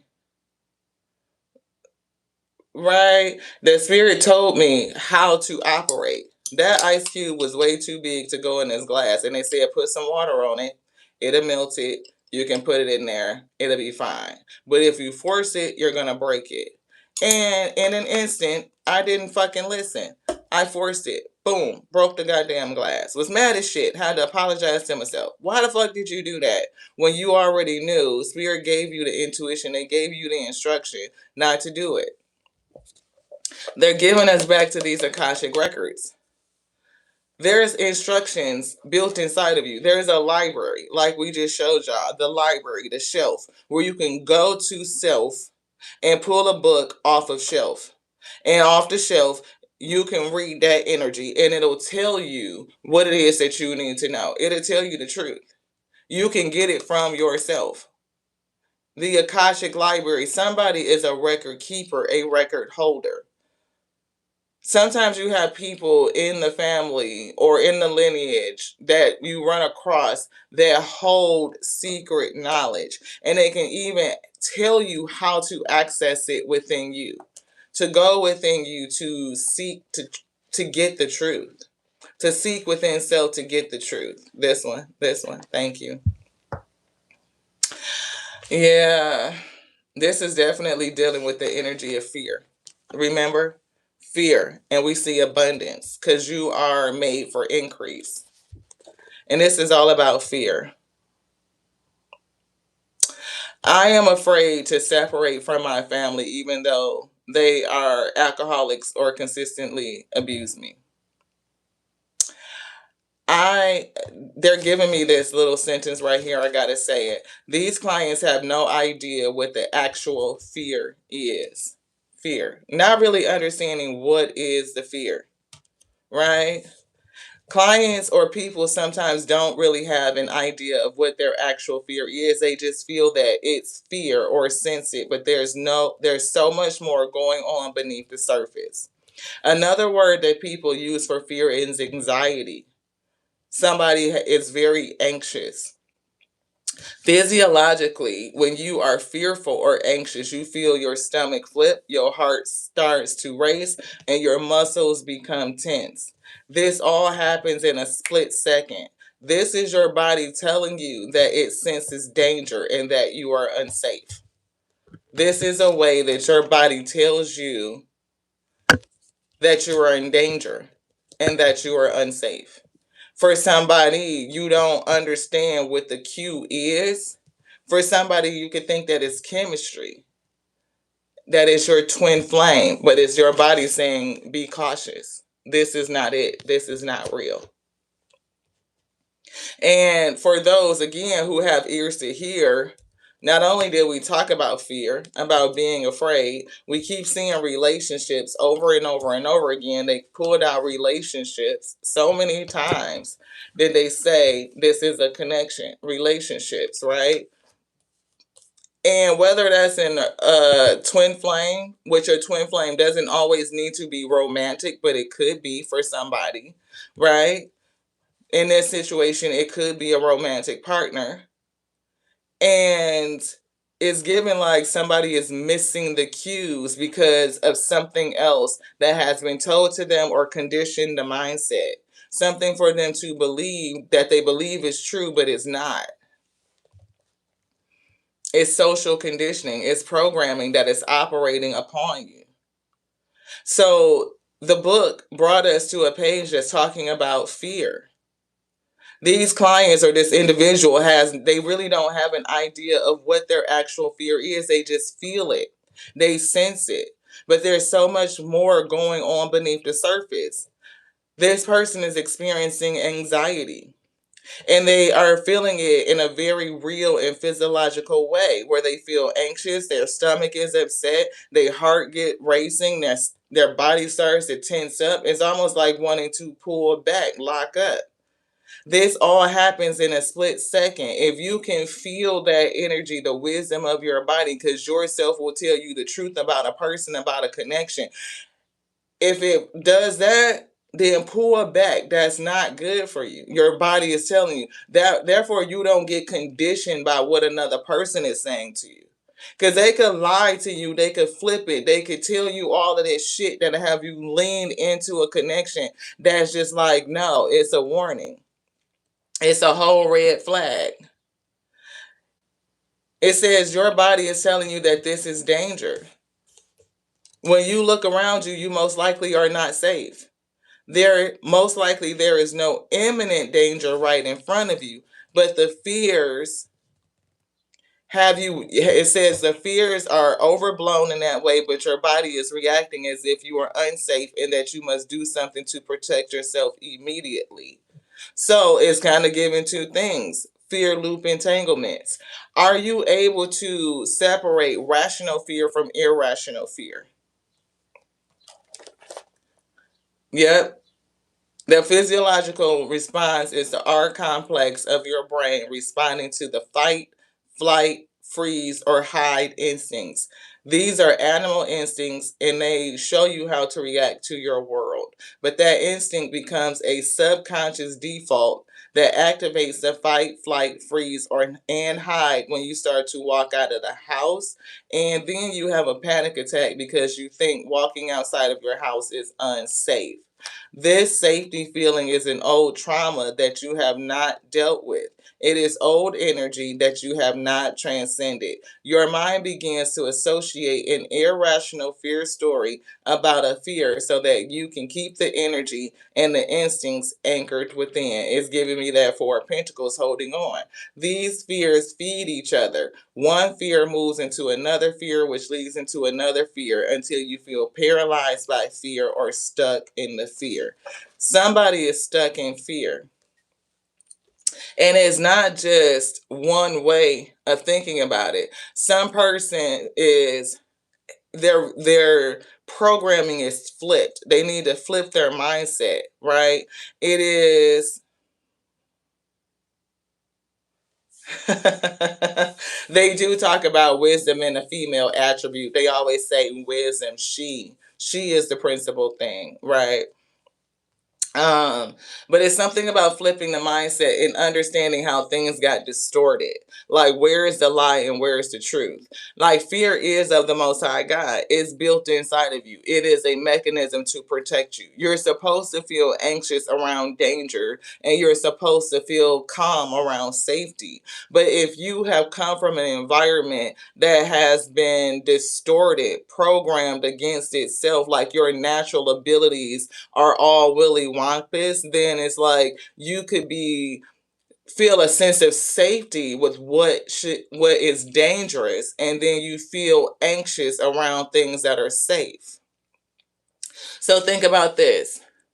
If you come from a very traumatic household, a very trauma based um environment where like it was dangerous, it was whether it was drug abuse, alcohol abuse, whether it was very violent, being in those types of situations could feel comforting to you.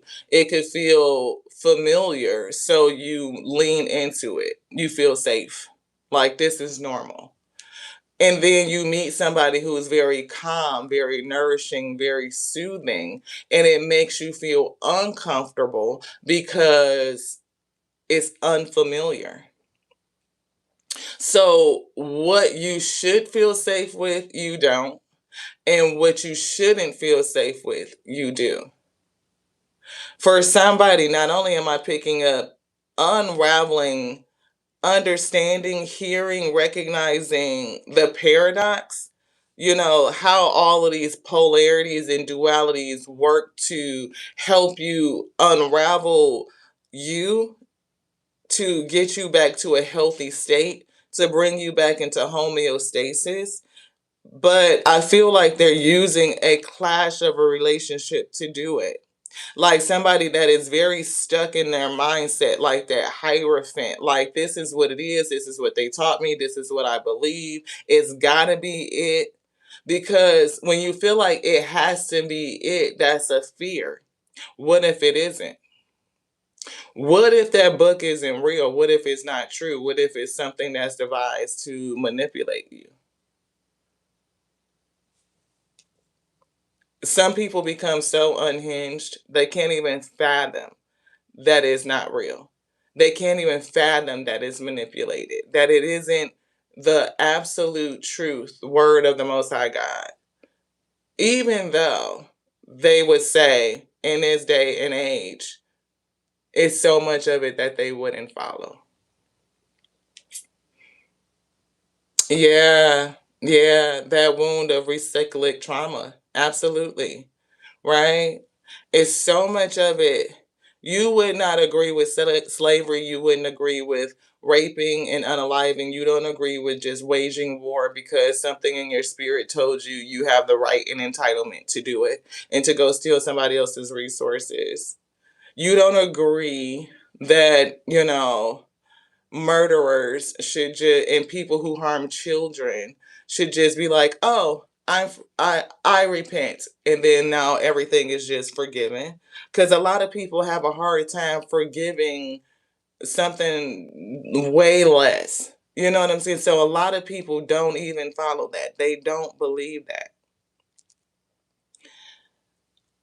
But what would you feel internally to release it and say, okay, my spirit doesn't even tell me that this is true.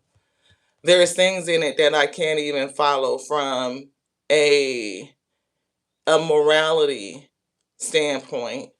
It doesn't truly align with my values, but there's something about it that keeps me holding on to it for dear life. That's an unexplainable, irrational fear, and it has been built up in you for a particular reason.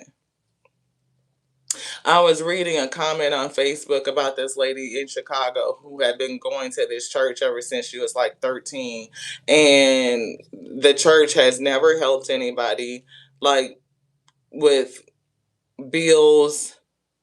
They have not made any improvements to the building. So that building fund they be collecting and shit, like all the money is going to corrupt pastors and people who are playing on something so sensitive, which is your sense of safety. It's all based upon where is my soul gonna go when I leave this body, because you inherently know that you are not immortal. You know that you are very much mortal. You know that there will come a day where you will leave this body and your soul is gonna go somewhere. And you fear that it is going to burn, it is going to sit in purgatory. But the biggest fear is that you're not going to be at peace with that which made you, that you're not going to be received, that you're not going to be accepted. What if all of that is simply to hoard your energy? That's the fallacy. How could the Most High God not receive itself? If we are whole, we are complete. The ultimate law is law of oneness. Where would you go?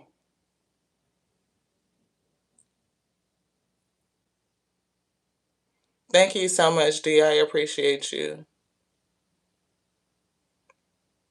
Yeah, that's exactly it. The original Bella Terra. Thank you so much. What if that is the illusion? And that is how so many systems and thoughts against your nature siphon out your energy and keep you from your greatness. So many people cannot express who they are. They cannot follow the voice of the soul because something else told them so. Something else told them so. And I'm not saying that you should be allowed to hurt and harm other individuals, because that's never it. I don't advocate you harming yourself, and I don't advocate you harming other people, because to harm you harms me, right? So, and I don't want to be harmed, and I don't want to harm you. Everything that we do is to uplift you, to free you, so that you can understand your sovereignty. Give that which you seek. I seek freedom. I seek sovereignty, the ability to connect to self, the Most High God that is within, my true self, my true me, and to do it without judgment, where I am not discriminated against, I am not persecuted. I don't seek to persecute others. I seek understanding, to share knowledge, information, to give it freely. For wisdom is the principal thing, right? So, like they said, instead of calling it fear, you see, we just picked up half a deck. Somebody doesn't realize it. Like sometimes people call it fear, but it just represents itself as anxiety, beloved. Anxiety. If your body is responding with anxiety, then it's telling you this person is not good for you to move away. If your body responds with peace and calmness, then yeah. But then you must be so in tune with yourself to know, right? Have you worked through those cycles of trauma where you are not connected and feeling at peace with danger, and you are anxious of safety? Some people are so traumatized where to be calm feels bored, like boring. To be at peace, they are discontent. They feel like nothing's happening, nothing is exciting. People connect to very karmic relationships because they are drawn to drama. It has to be dramatic. I dated a person before, I was with a person before who was like, I just wanted you to fight for me. I shouldn't have to go through all of that for our connection. If we can't come together in peace and compromise for the sake of understanding, it should be smooth. I should not have to feel like I'm fighting for this. Why would I need to fight you, beloved? No. Look, regret. Some people don't understand or recognize that shit in relationships, Six of Wands. They don't. It has to be dramatic. It has to be the flare. It has to keep your nervous system up, up, up, up, up. And people play on fear, on anxiety, on so many different levels. We see it in the macrocosm and the microcosm. Five of Pentacles. Five and five. Five of Cups, regret, remorse, failure, disappointment, loss, and grief. Five of Pentacles, financial loss, lack of mindset, isolation, worry. Nine of Swords, worry, insecurity, right? Overabundance. I am a limitless being. I can manifest whatever I desire in this physical reality. Magician. I can manifest whatever I desire in this physical reality. Thank y'all so much for hanging out with your girl. We appreciate you. Yeah, mindsets. It's a mind battle. It's a mind battle. Seven of Cups, and it's spiritual. Right? It is spiritual. We do see the Page of Swords, learning. What is it that you know? What is it that you see? King of Swords. Can you allow the infinite intelligence that's in your DNA to reveal these things? The fact that the Akashic records, the library, is already contained within, and that you can unlock it. And there's people that can show you how to do it if you are willing to listen. Mother energy is given Emperor, Father God, Empress, Mother God. What did she already put in you? You have the seeds. You have the codes. You have the keys. It's already within. Let me show you how to unlock it. And that's the battle. 555, that's 15. That's toxic energy. That's devil energy. That's the battle. So many people fighting over something that was already within you the whole time. 14 is already within. Temperance angel, can we take a step back here? 15, that's devil energy. If we take one step back, then you will be able to see the sun enlightenment. Make me happy. You know what I mean? Come to balance. Understand that you are both. You are not only spiritual with your foot in the flow, but you are also on earth. Earth angel. Earth angel. Could it be you? Yes, it is. Yes, it is you. What's telling you that you're not you? That is anything, everything else but you. No, it's you. It's you. Can you look at yourself and see you? Can you see you the way the Most High God sees itself as you? It's you. That's the lie. That's the deceit. That's the trickery.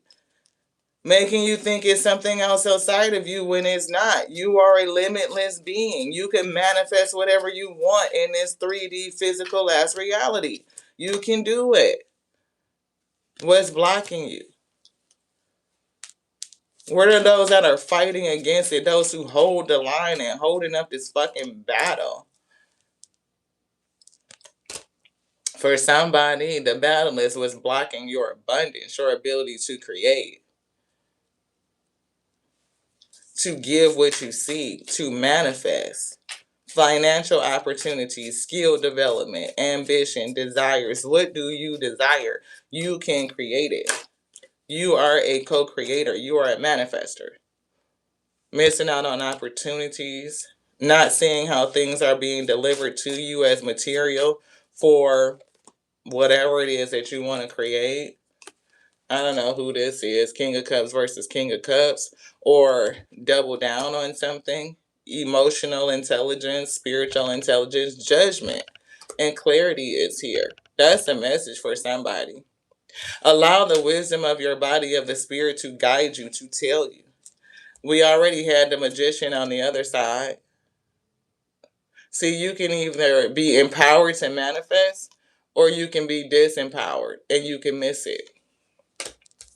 When we say power, we meant it. Because look at the strength behind it. Balance out your energies. It's a battle. And it is giving spiritual battle. Yeah, Emperor. It's not all Father God. It is Mother and Father. And if you are unable to get into your divine feminine energy, then you will have a hard time manifesting. And people who are very great at manifesting and listening to their intuition, following their gut when they see it, following their vision, they are tapped into their empress energy and they just don't know what to call it. Divine luck. But that's definitely something that needs to change. Six. Somebody just put 66. Six of Cups. 16, Tower about to erupt. 8. 8 of Swords. Freeing mindsets. Yeah. Let people down off of this shit. Hangman. Yeah. 2 of Cups in reverse. Somebody might have to walk away from it. And the spirit might be telling you, right?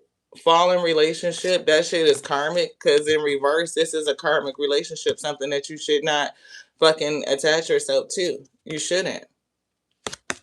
It could be a distraction to slow you down. It could be a false foundation, right?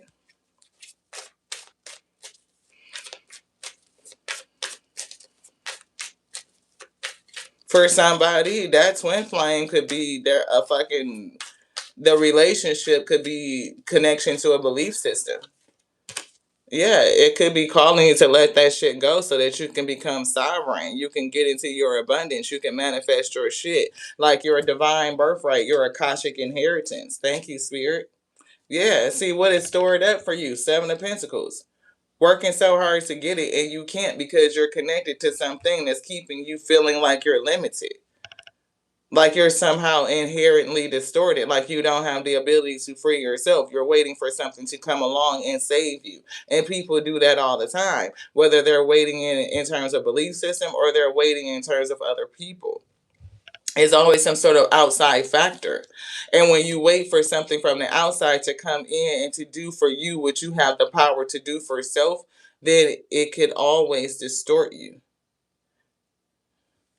It'll always distort you.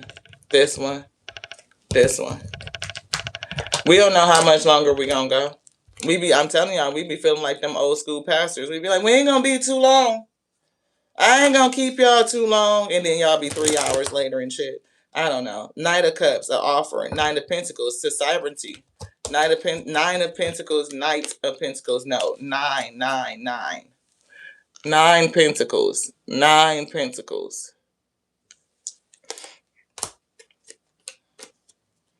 And that's your business. I mean, if that's what you believe, Sonya, but don't put your shit on nobody else. You're going to make me upset because I don't worship the devil, beloved, and that's what I believe that is. That's what my spirit told me. That's not even a name, so you don't know who you calling out. I told you, I showed you the books of study. Don't get blocked. Well, exit. You don't want to keep hanging around. We're going to keep saying what we're saying. We don't worship the devil. We don't drink blood and we don't eat flesh. We don't do cannibal rituals. We don't do none of that. So if you want to stay smearing yourself in blood, then go do that and have a great day. And I don't understand how you would be here if that's how you felt about it. Because it is the water that makes up the blood, beloved. It is. So get into the flow. Yeah, 8 of Cups worth. Walk away from that shit. It's up to you to make the decision. And every person has a right to choose. Sovereignty. 3 of Wands. What is it that you see? You keep planning out for your future in 5 of Cups. Now, a lot of people don't see shit but sadness and regret and remorse. Yeah, and right, everything. Thank you so much, Original Bella. Right? But they will tell you that 666 is something evil when it's not. It's you. The only thing that's evil about it is you understanding and knowing yourself, what you really are. Which is why the first sin is is gaining knowledge. To know good from evil. Why would knowing good from evil be a sin? Because you would see the shit that they getting ready to tell you in the rest of this book is sent to hold you, to distort you, that you worship in something that you shouldn't be worshiping. You putting your faith in something that you shouldn't be putting your faith in. Hangman. Knight of Pentacles, Hangman. Anything that tells you you cannot discern, that you gotta basically be ignorant to in order to follow it, that should give you the first fucking clue. But you can't tell people that shit. And I thank Sonya for being here because she was a prime example of that. So much information you could give a person, but anybody that's so stuck in that mindset that they cannot receive anything new, you know you must move away from. Look at the Five of Cups coming through again. This regret and remorse. Like, what is that shit doing to people? Like, you can't get to your shit, the legacy, Akashic inheritance. Like, you must suffer to get to go somewhere else and then receive it in the hereafter. No, you are meant to have it here on earth, to experience it, to sense it, to taste it, to smell it, to feel it, to do the shit. That is the beauty of being in the vessel, beloved, to be in the flesh. But they would tell you that your fleshly experience is you're inherently sinful. No, it's not. No, it's not. It is the beauty of being incarnated so that I can taste the beautiful, sweet fruit that was put here on the garden for not just me, but for you. Why would I wait till I'm in the spirit where I can't taste nothing? And I can't tell people this shit, but I've been in the spirit. I done transitioned. You don't taste food in the spirit. You don't sip good juice or wine in the spirit. Your spirit can't burn because it's not physical, damn it. How is it going to burn? If anybody think about that shit, you would hear that it's not logical, but you can't tell illogical people logical shit. Sonya sat here the whole fucking damn time, didn't hear, see nothing, didn't none of that shit permeate. I can't get past page 1 because it don't make sense. Only thing it does is set your ass up to suffer, beloved, and be okay with it. And that's not cool. Waiting for somebody to save you, unlock you from your suffering when you have the ability to do it yourself. You have the ability to do it yourself. You get to choose. You could be a sinner or you could be a saint. You could be a victim or you could be a victor. What do you want to do? If you were born with the ability to conquer all things, then what are you waiting to come and save you? Just saying. Emperor is here. You have the ability to move yourself forward. Save yourself this day. The Magician, what will you manifest? Are you going to manifest more heartache, Three of Swords? Or can you face the heartache of understanding the truth that these motherfuckers lied to you? How about that? How about that? How about you learn that? How about you see that shit today? With the sun, energy, Page of Swords. Illuminate your mind and change some shit. Change your thoughts. Heal it, beloved, that you are a star being on earth. Temperance angel. 1 foot in the spirit, 1 on the earth. You came here to have a physical human experience so that you can taste shit. You can experience shit. You can feel shit. Because in the spirit, you don't get that. You don't get that. 5 of Cups. Thinking that you're supposed to just come here and suffer. It's got to be the drama. It's got to be the loss. The meek will inherit. No, while they sit up there and be rich and fat and full, and you sitting up here can't get your lights paid, going to a synagogue that don't even help their motherfucking congregation. Yeah, that's not how we raise the wheat nation. It's really not. It's really not. You got to be able to discern whether that shit is the wheat or whether it is a tear. Is it like you or is it not? Yeah, 2 of Wands. Which way to go with this shit?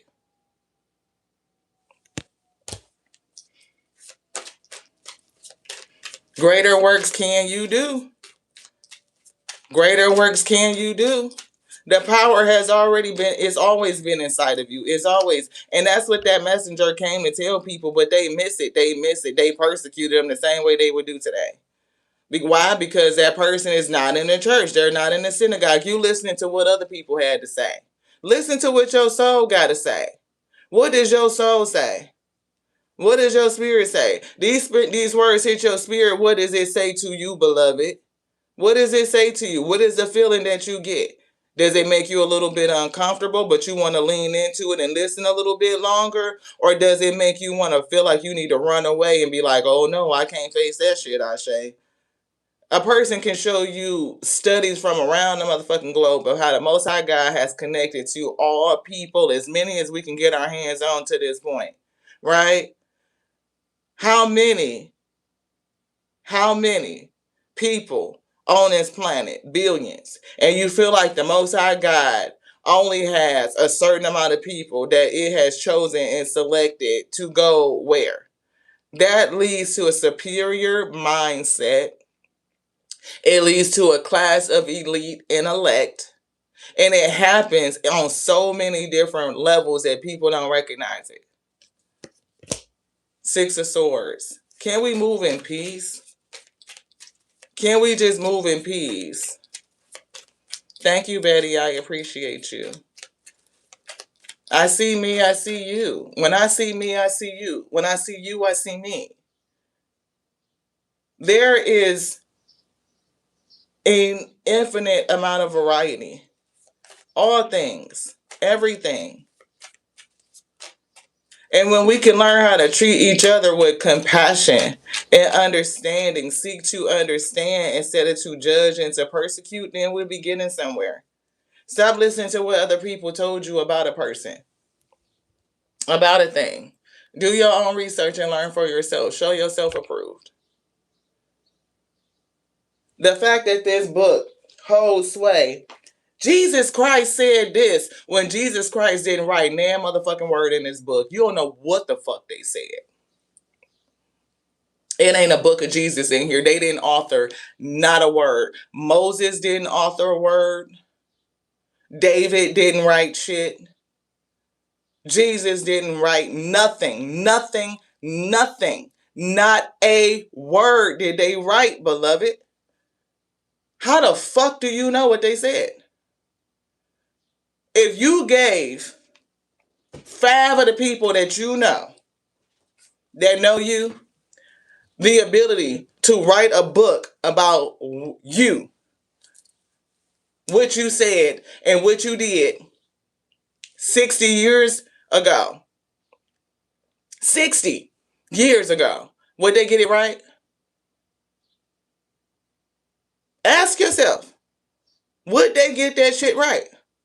Do you know 6 people right now that you could trust that will write a true word about you, about some shit you did 60 years ago? If you're younger, 60 days ago, 2 months ago. Anybody. I'm talking to all y'all, William. Do you know 6 people that you could trust to write a book about some shit you did 6 months ago, 3 years ago, 60 days ago? Are they all gonna write that shit the same way? Exactly. Only from their viewpoint and how they took it. And from what the fuck they remember. Beloved was talking about folks supposed to live forever. What was the lifespan during that time? What is the average lifespan during that time? If you think that they all wrote this shit from perfect memory based on some shit that they didn't write down in the time that it was happening,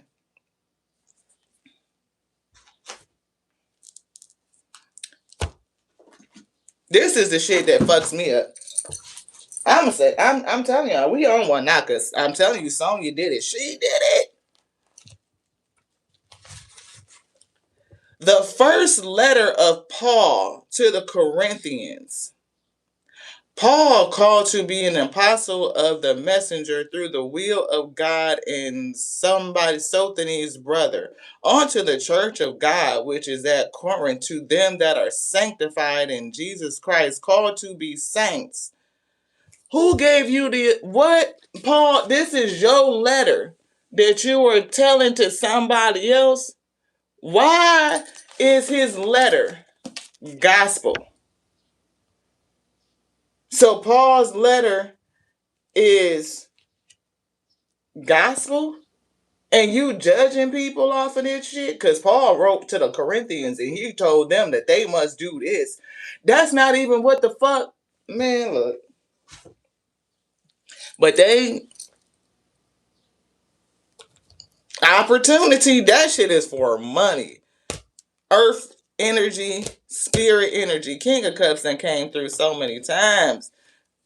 This King of Cups, baby, get all the way into your spirit. Emotionally balanced, compassionate, diplomatic, be in control of self, sovereignty, a supportive, compassionate, empathetic leader.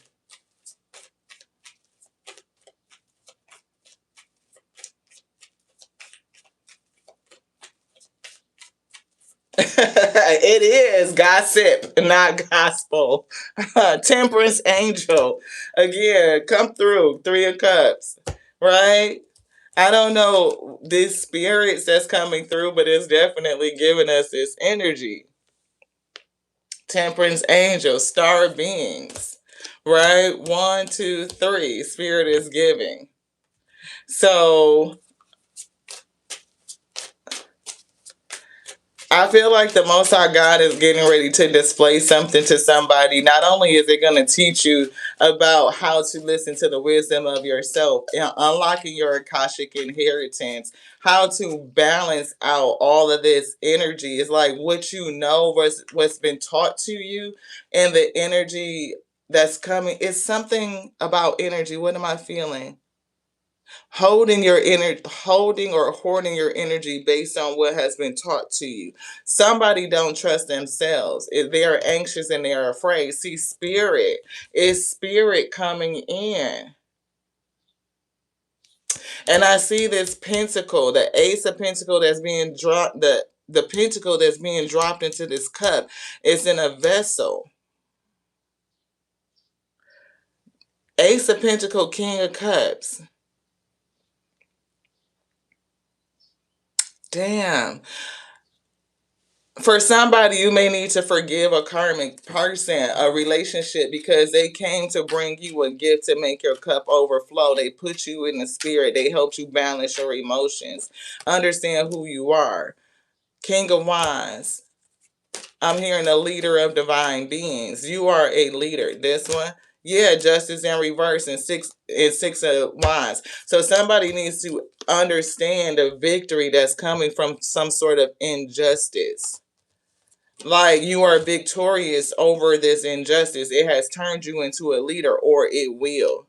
If you have not forgiven, that is the thing that is holding you up. It's given like change your mindset, let go of something. Whatever this hierophant or this person that you ran into, I'm getting the spirit used them to teach you about you. Red cardinal. So red is significant, but that could be a spirit bird coming to tell you something. Cardinals is given that could be a messenger. This eight, you see how it's a dove here, but it's not. It's a bird. It's giving red cardinal energy to bring you something. Yeah, to tell you who you are. You have unmeasurable power. This magician. You can manifest whatever you want. Look, divine masculine is coming through. Emperor energy. Your energy is unmatched. And it's something about communication. Honesty. You can't expect the truth from other people, but you can expect it from yourself. But what are you hearing from self? Is the wisdom of your body telling you that, I feel this up energy, so I feel safe with it, but no, you probably should pull back? Is it something that feels calm and you feel like, oh, that's boring, so I need to walk away from the calm and the boredom and go find something that excites me? It's giving flipped energy. The same way they flipped everything else, flipped you around and turned you against yourself, even making somebody deny their own feminine energy. Men are naturally born with feminine energy. Little boys are very loving, very caring. They're taught, to harden themselves through the programming of society. They kiss babies and they love their stuffy and they love their mom. Their mom is their first love. So if you have a distorted feminine energy, your viewpoint on women could be distorted. If you are heavily into the church and under that programming that taught you a certain viewpoint about women, your viewpoint about women and relationships could be distorted. So all things coming back together 360. Somebody has some very high energy and communication is important. Which one, beloved? This. Yeah, mystical crystals is coming through. So somebody may need to understand how crystals are used. Even when you read the book of Revelations, a lot of what they talk about in terms of how the city will be made is all based around crystals. They talk about like 12 motherfucking different crystals in the book of Revelations, but they feel like if you use a crystal with meditation, then you're wrong. They don't understand how crystals, can you work with the energy of it and it enhances you. It's a collaboration, it's a partnership. Exactly. You are a crystal. You are a crystallized being. Water has taken shape. It has crystallized into form. The same way that your thoughts take shape, they crystallize into this form. You become it. You become it before you call it, before you manifest it. You be manifested form and you attract a version of yourself.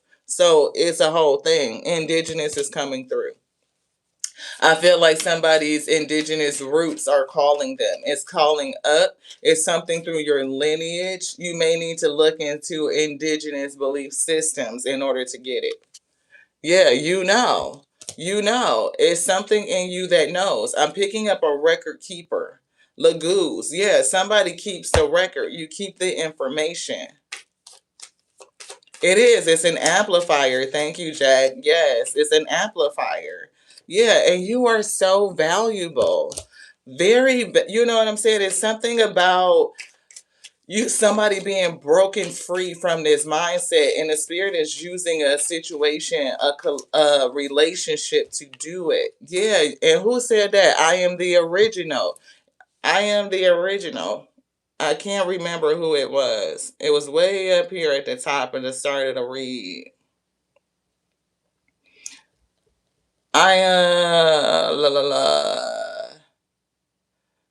La la. I don't know if I can get back all the way up to where it was. I feel like I reached the top of the comments and I can't, not the top, but I can't get back to where we were.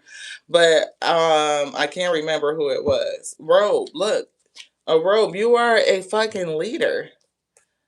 Somebody is a spiritual leader, right? And is a leader of divine beings, not like a hierophant in the church, right? But it's somebody that is called to lead, to assist, to be an example, to bring a message. Yeah, Traverse is here and beloved. You could be traveling with beloved ones. Right, you could be talking about how the light is traveling through the plane. You are divinely connected to nature, and we've been talking about the natural world, using the natural world to see self. A hawk is coming through. That's another bird. So somebody that sees from above.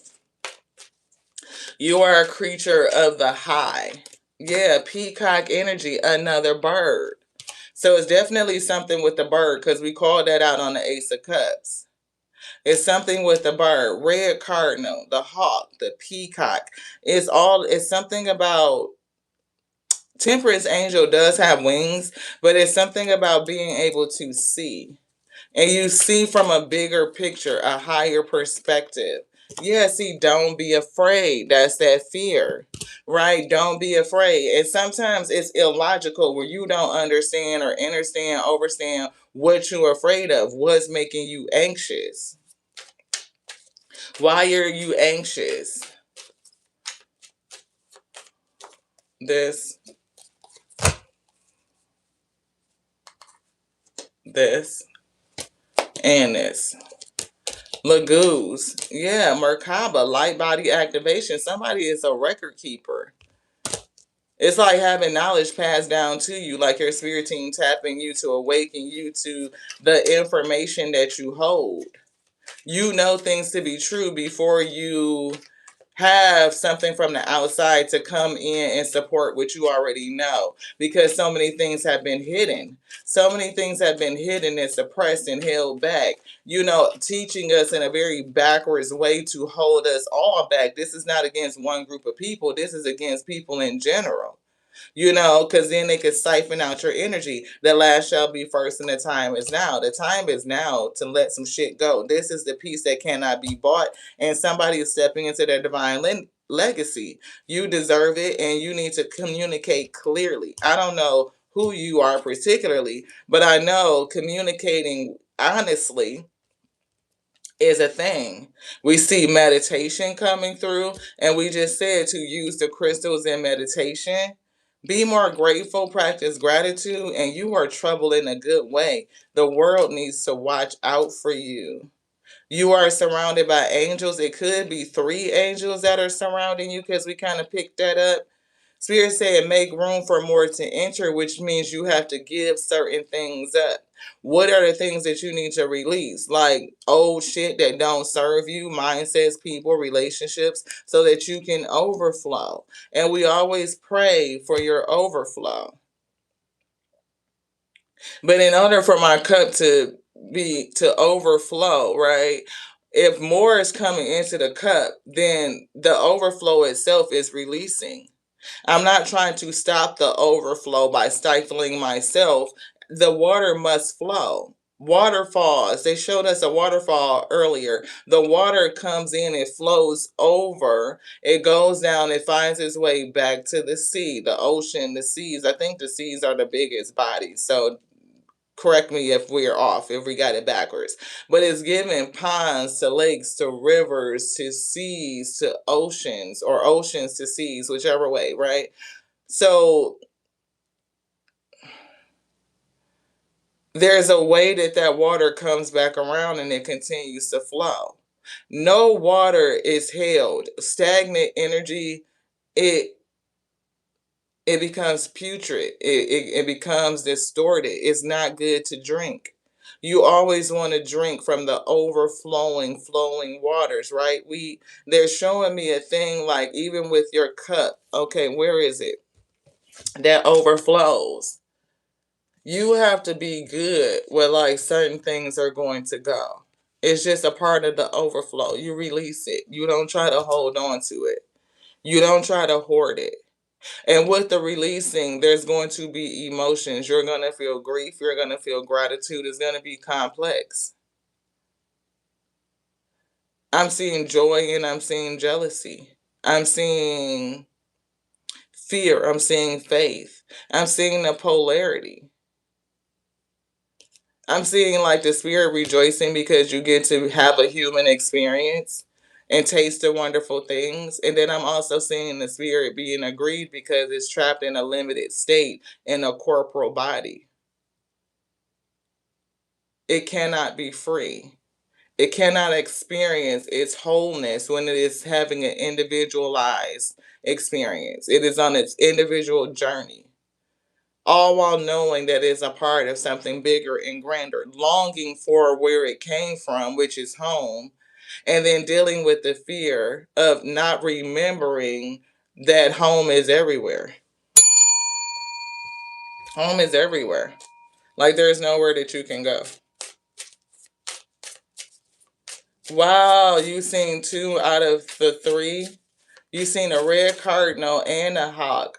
Oh wow, wow. Yeah, see, complete versus incomplete. You know that you are whole, you are complete, nothing broken and nothing missing. But when you are in this corporal body, you feel a state of incompleteness, like there's more, and you know it, you sense it, you feel it. And that sensing, that knowingness, some people can be afraid or anxious about it, and there are energies that play on your anxiety. Not only do they do it on a systemic level, macrocosm, but people in life in general, microcosm, your daily relationships, people play on fear and insecurity. So when you get everything in order, you flip it, and you can flip your reality, right? I can feel grounded in the air. Get that. I can feel grounded on water. It doesn't matter. I'm still rooted and grounded in self and knowingness that no matter what happens, I'm still good. I'm still safe. Now, some people take that shit too far and they do some reckless shit. They do. But at least you can let go of the fear of like not knowing when you realize that you know what you don't think that you know. You just only are on a journey to rediscover it. It's kind of what it's given. Somebody is given flexible, like this circle, the whole, like it's twisted and contorted, like different ways. The infinity loop is still a circle, it's just twisted. It's still whole, it's not broken. It has the ability to expand the same way it can relax and contract. That's just the nature of all of it.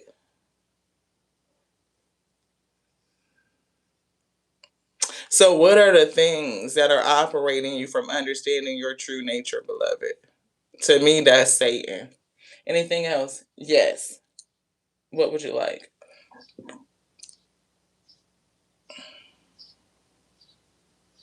I'm hearing you are whole, you are complete. There's nothing broken and there's nothing missing. So stop fearing and release the anxiety. I'm hearing I am here with thee, and I always will be. I'm hearing for I am with you and you are with me, and we be. Yeah, we be. We be. You know, all these systems of control and people who play on your fears and anxiety, all of it to teach you who you are, that you are whole, you are complete. There's nothing broken and there's nothing missing. Your energy is unmatched. You are an original. Be careful of your vibration. Be careful of your frequency. Mind it. Don't just be careful, but mind it. See, Peacock, somebody knows. Somebody sees. And you are trouble in a good way. The world should watch out for you, Wheat. The world should watch out for you. When you let go of the things that hold you and control you, there's no telling what you could do. Rope is coming through. A leader. Yeah, meditate so that you can see. And for somebody, it's with crystals. It's what is given to help amplify your energy. Yeah, you have immeasurable power and your energy is unmatched. They want somebody to meditate with crystals so that it can enhance, amplify, amplify. It's kind of like an amp, you know what I'm saying? Everything that is within is also without. So if you have something that amplifies sounds, amplifying the frequency, amplifying the reach, right? So um we have one of them, what is them damn things, a Bluetooth speaker, and in order for it, the sound to reach further, then you could put an amp on it, right? And it amplifies it. That's what your crystals do. That's what I'm getting for somebody. I don't know why they wanted to explain it like that, but it's given like think about yourself as a radio. You have to tune the channels, right? Because it could be frequency and distortion coming in. And anything that you listen to on repeat is programming your consciousness, your subconscious mind. And that is the place where we make decisions from. Oftentimes your decisions are made from the programming of the subconscious mind. And if you are not careful of what's programming you, then you could be programmed to operate against you. And you don't realize it, you don't know it. When you see people who are operating in their fullness that are not programmed under the same shit, then you could be looking at them and be fearful, beloved. How are they doing that? Why are they doing that? Why do they think that? Why did they say that? Sometimes it's because some people are still, I heard they still have their faculties intact. Not just, yeah, that's what they said. They said faculties, so I can't change what they said. It is what it is. Sometimes facilities need to go under repair. See, High Priestess is coming through again. That's the third time she showed up. That High Priestess. When you know what you know and you just know it, and you allow the knowingness to flow to give you the information that you need to make the best decisions, it's coming from your the inner you, then you're doing what your spirit, your soul is telling you to do. Now, if you are conflicted about that and you are hurting and harming other people, then no. That's not cool. But even those who are designed to be in that state to do that, because we know that nature itself has carnivores. Everybody talking about being a lion and the king of the jungle, but they act like people are supposed to be like fucking, I don't know, meerkats or some shit. You know what I mean? I don't know, something that just like eats seeds and shit and run around and be peaceful, and that's just not it. But can you tame your inner beast? Can This is all about taming self, your spiritual strength, emotional strength, intellectual strength,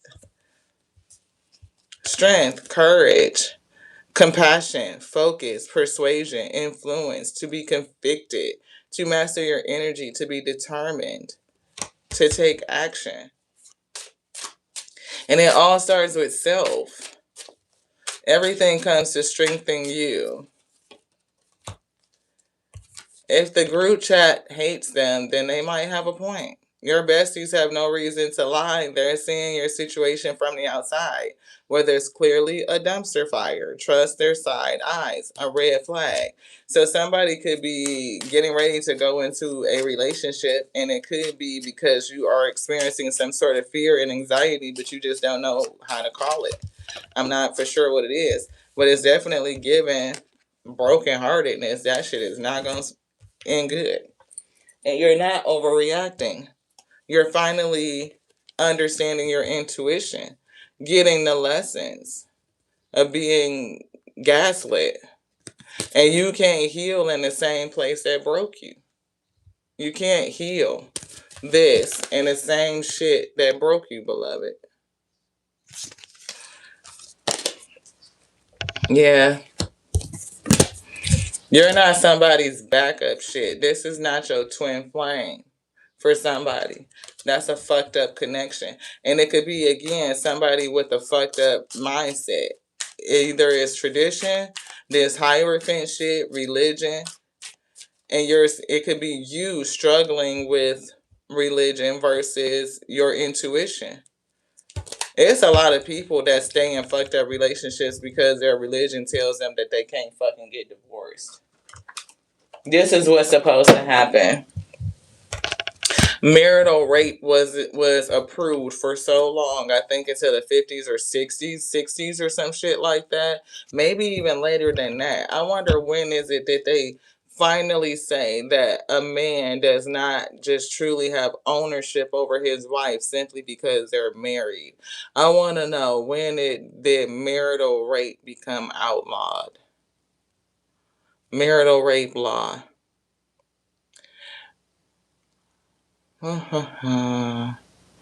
Marital rape occurs when a spouse forces or coerces their partner into sexual activity without consent. While illegal in 50 states, state-specific laws vary. I wonder, when did it become outlawed, though? When did they finally say it's not outlaw? Well, that is not allowed, outlawed.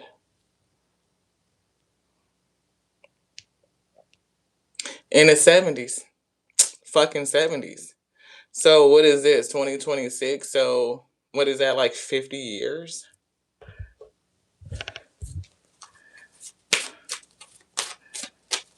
Hey, what up, beloved? Thank you so much. We be well. I hope you are well. So, being under this tradition and understanding what it is, like, it's something about this false foundation coming down. Like, an awakening is here. With the sun to the tradition and the tower. Look, the truth is behind that. The truth to the illusion, right? Temperance angel. It's given like, no, you can no longer do that. Like, you can't do that. You can't treat people like that. And to hold on to something that allows people to be treated like that, like to justify it, to say that it's okay, you got to think about it. Does it truly add up with your morality and your integrity in this given now? So many masculines are teaching their daughters not to accept that type of treatment, but yet they feel like they can be that to their wives or sit underneath a belief system that tells them that it's okay. And so, look, now people are at a crossroads. It's a stalemate. Somebody is definitely, standing their ground, holding on to their ability, like they think that they can just abuse their fucking power, right? And it's against somebody that has some sort of intuition, like different. Poverty is here. So you standing in your understanding, your awareness that this shit is not okay, you could be left out at the end of the day. It's given persecuted. Yeah. People holding back their energy from you, holding back finances, holding back help and support, holding on to control. Yeah, see, look, somebody in a partnership, somebody that you should be able to work with, collaborate, work together. For goodness sake, is what is given. And look, judgment coming through. So, yeah, we see restoration. What should you do? Meditate. Is given. Allow the spirit to give you the answers. How to move. Because there's something spiritual in that. Again, they're showing me the ice cube. Somebody's so frozen and locked in their position, that big ass grandiose ice cube we have, beloved. Spirit said, put some water on it. Put the spirit on it.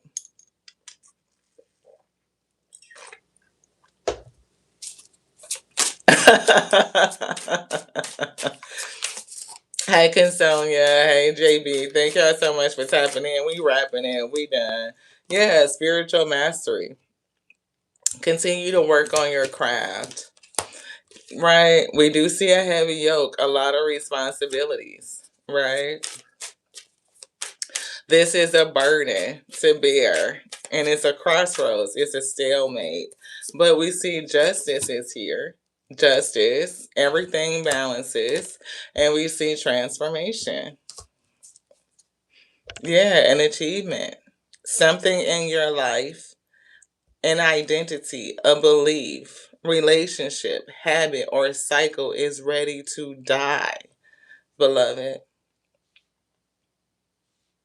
Working on this for righteousness' sake, because it is the right thing to do, could lead you to die. And it could die to the old you. Yeah. Making plans for the future, departure, traveling towards peace.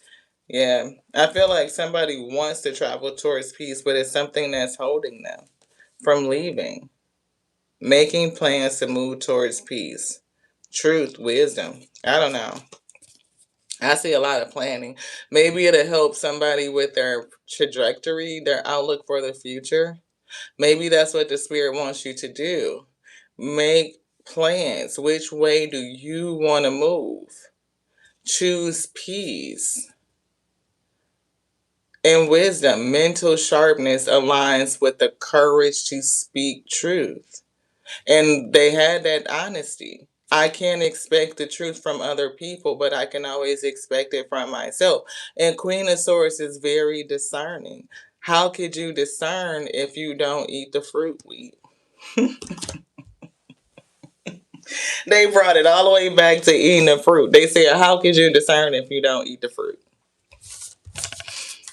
I love y'all. I do. Thank y'all so much for going on this journey, on this trip with us. I know it was a long, soulful message, 14404 when we said that. So that's significant.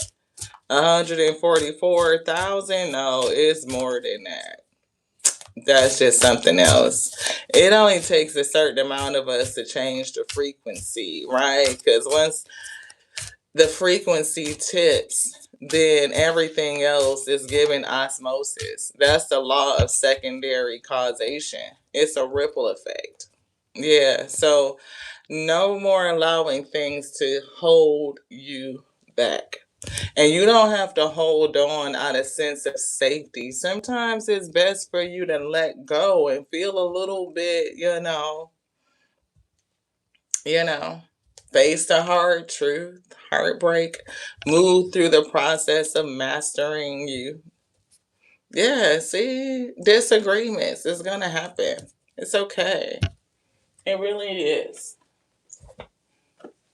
Disagreements are gonna happen. How are you gonna learn how to fight if you never have to fight? Squabble up, shit, transition, and sometimes know when to walk away. I love you. I love you too, Velouz Benoit. Thank you so much. Thank you. I hope the message was useful. Hopefully, y'all got something out of it that edified and nourished the spirit, right? Strengthen you to bear this yoke. Because, baby, when I tell you, being somebody that's on the forefront, innovator, right? People will persecute you. Persecution, beloved. Right? I'm hearing my spirit team. They talking about like they can't even get that right. Was it a cross or was it a tree? I don't know. Look, some people are gonna pursue you on to death. I'm getting that. Yeah. Why do I feel like pursuit and persecution, even onto death? Like unalive you, and that could happen in so many ways. Like people could try to reputationally unalive you. You know what I'm saying? Like they don't want other people to mess with you, so they will isolate you, keep you from connecting, right? Right. It could mess with your money, right? Sometimes people be like, oh no, don't give that opportunity to them. They not, if you're not in the clique, then you could lose out on opportunities, beloved. But I feel like if you continue to do what the spirit is calling you to do, the spirit balances all things. It will restore you. Yeah. See, I think you should just keep moving forward. Three of Wands, right? Keep making progress and you will be prospered, beloved. You have the ability to manifest it, to do it yourself. Nothing but the Most High God can keep you from it. And I feel like the Most High God desires its Akashic inheritance, what it put in you. Yeah. You will persist. You will pursue. You will not let anything hold you. Nothing on this earth can hold you. See? They will try to persecute you, but nothing can hold you. I feel offering love and knowing when to do it, how to offer. What is the spirit telling you to give? Forgiveness, compassion, understand, right? Understand that they don't understand. Understand that it's duality. We see Two of Pentacles, the Queen of Wands, and the Wheel of Fortune. Something with time. I'm seeing the 10 and the 2 is 12. So somebody is persecuting you. But I'm getting that all of this is coming to help you balance and how to understand how to alchemize energy. Remember we were saying, see, like we got the rubber band on our hand, right? You are able to turn the energy. And it's giving using your magic, right? Your skills of alchemy.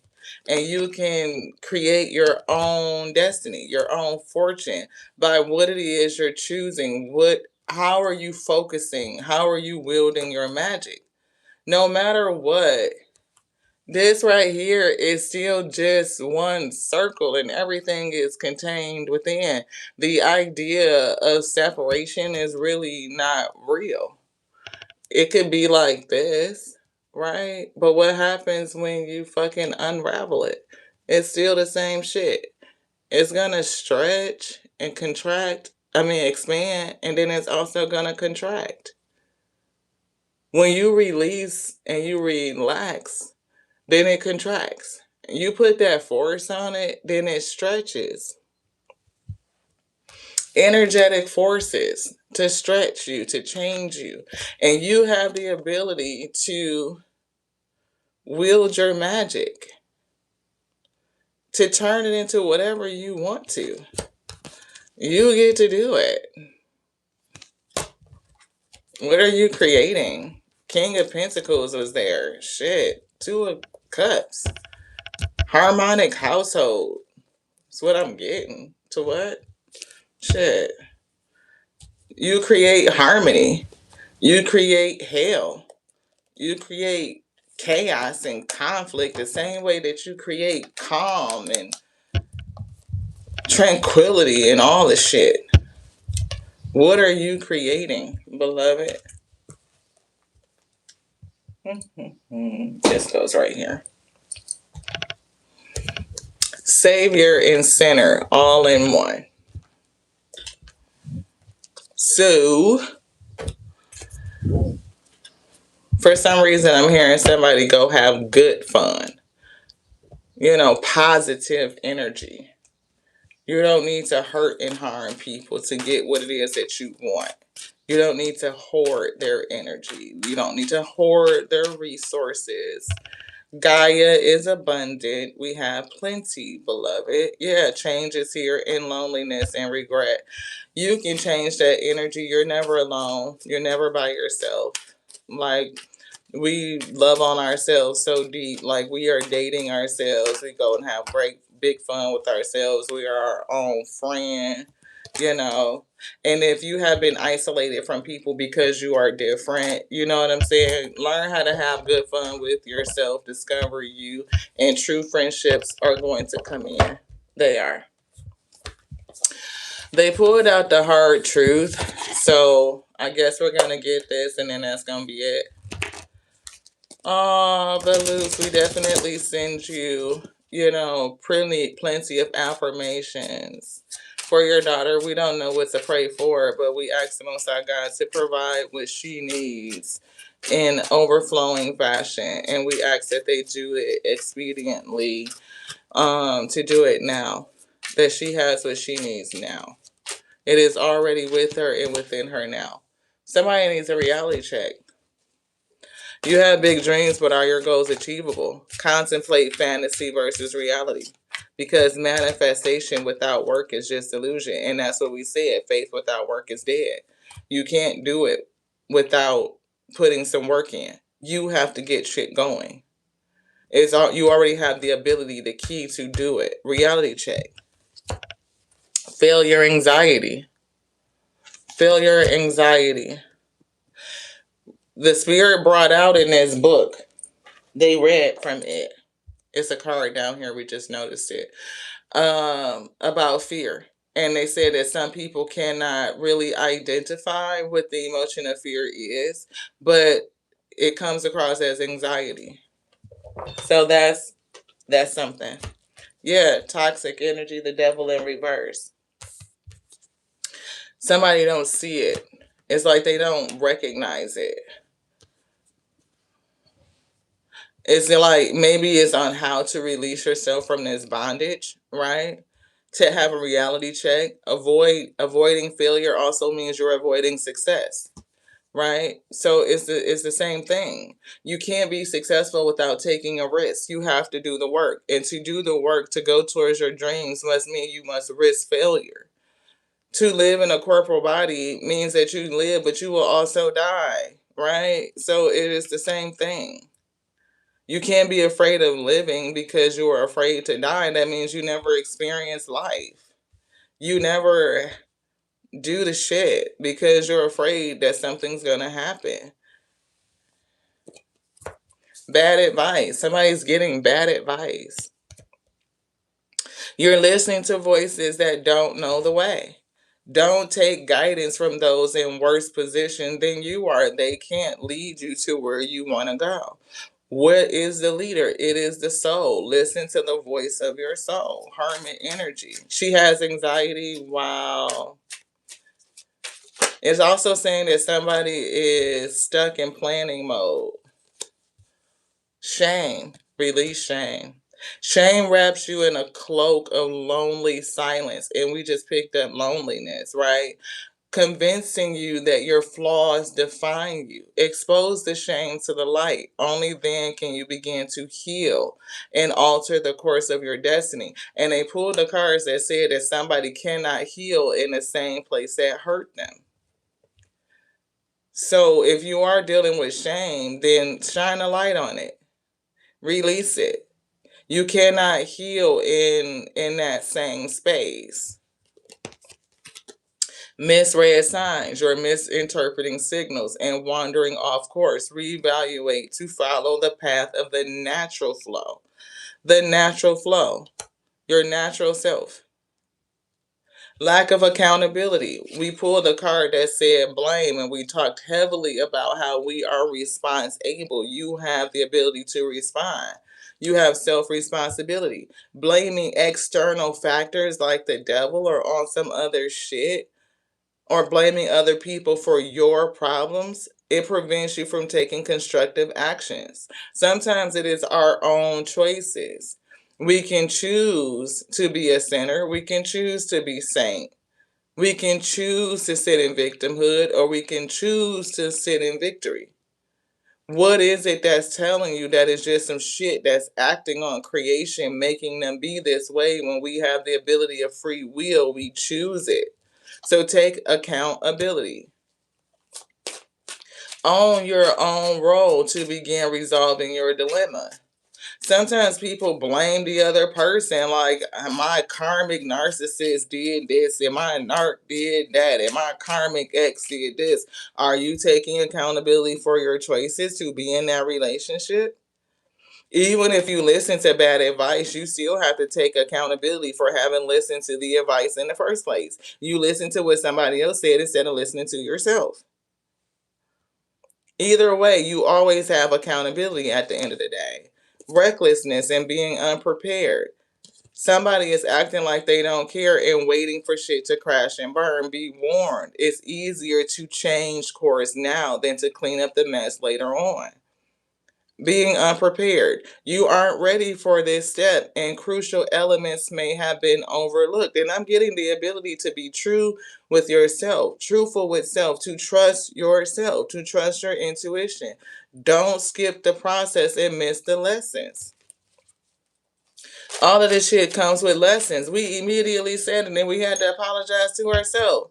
The spirit told us, don't do that like that. We did it anyway. Fucking broke the glass, and we had to account for the fact that we broke the glass. We did it.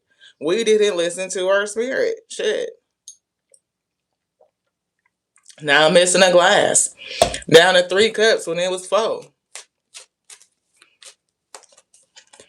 Yeah, unseen.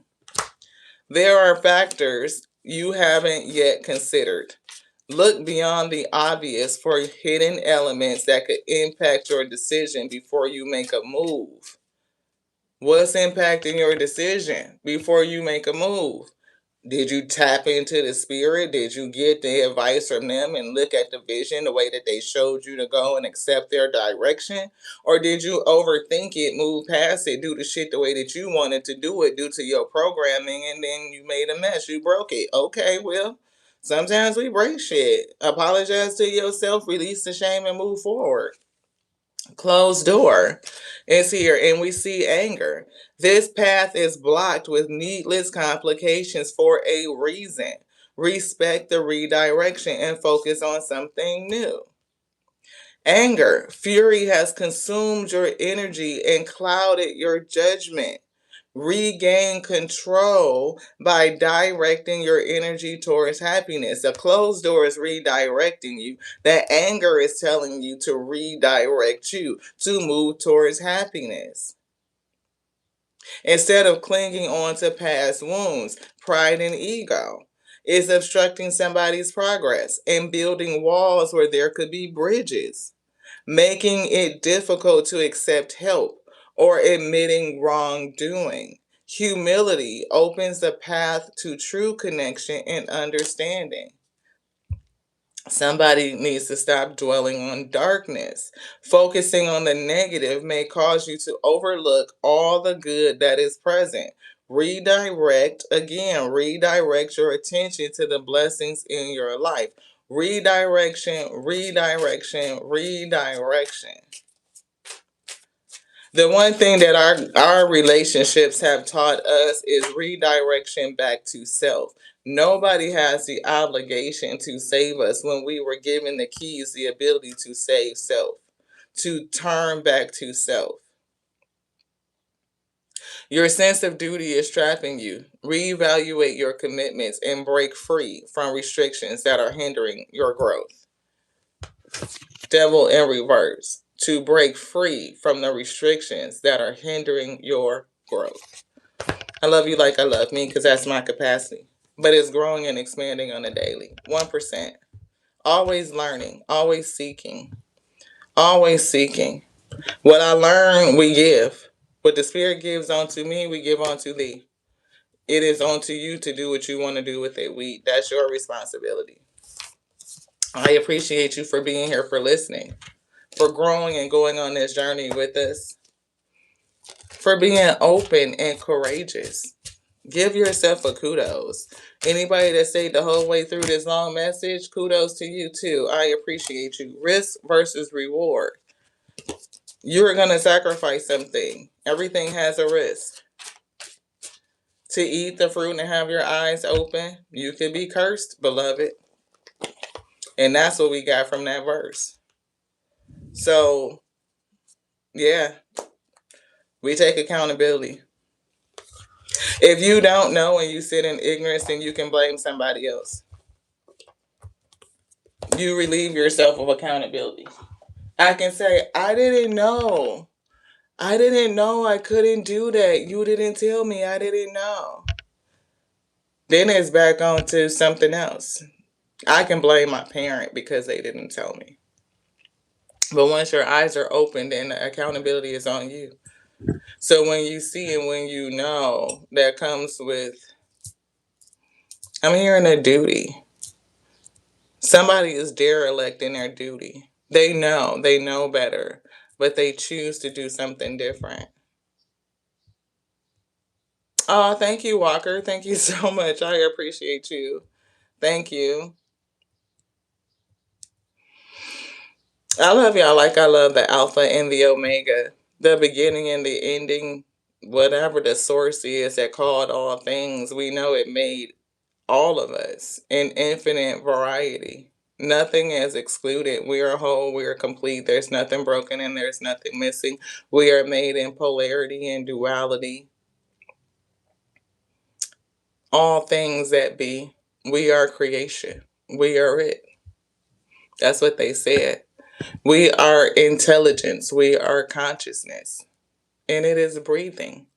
So therefore, in that principle, the word is still living. And if that be true, because that word is written in you, then what is it that you could not do? Because greater works can you do.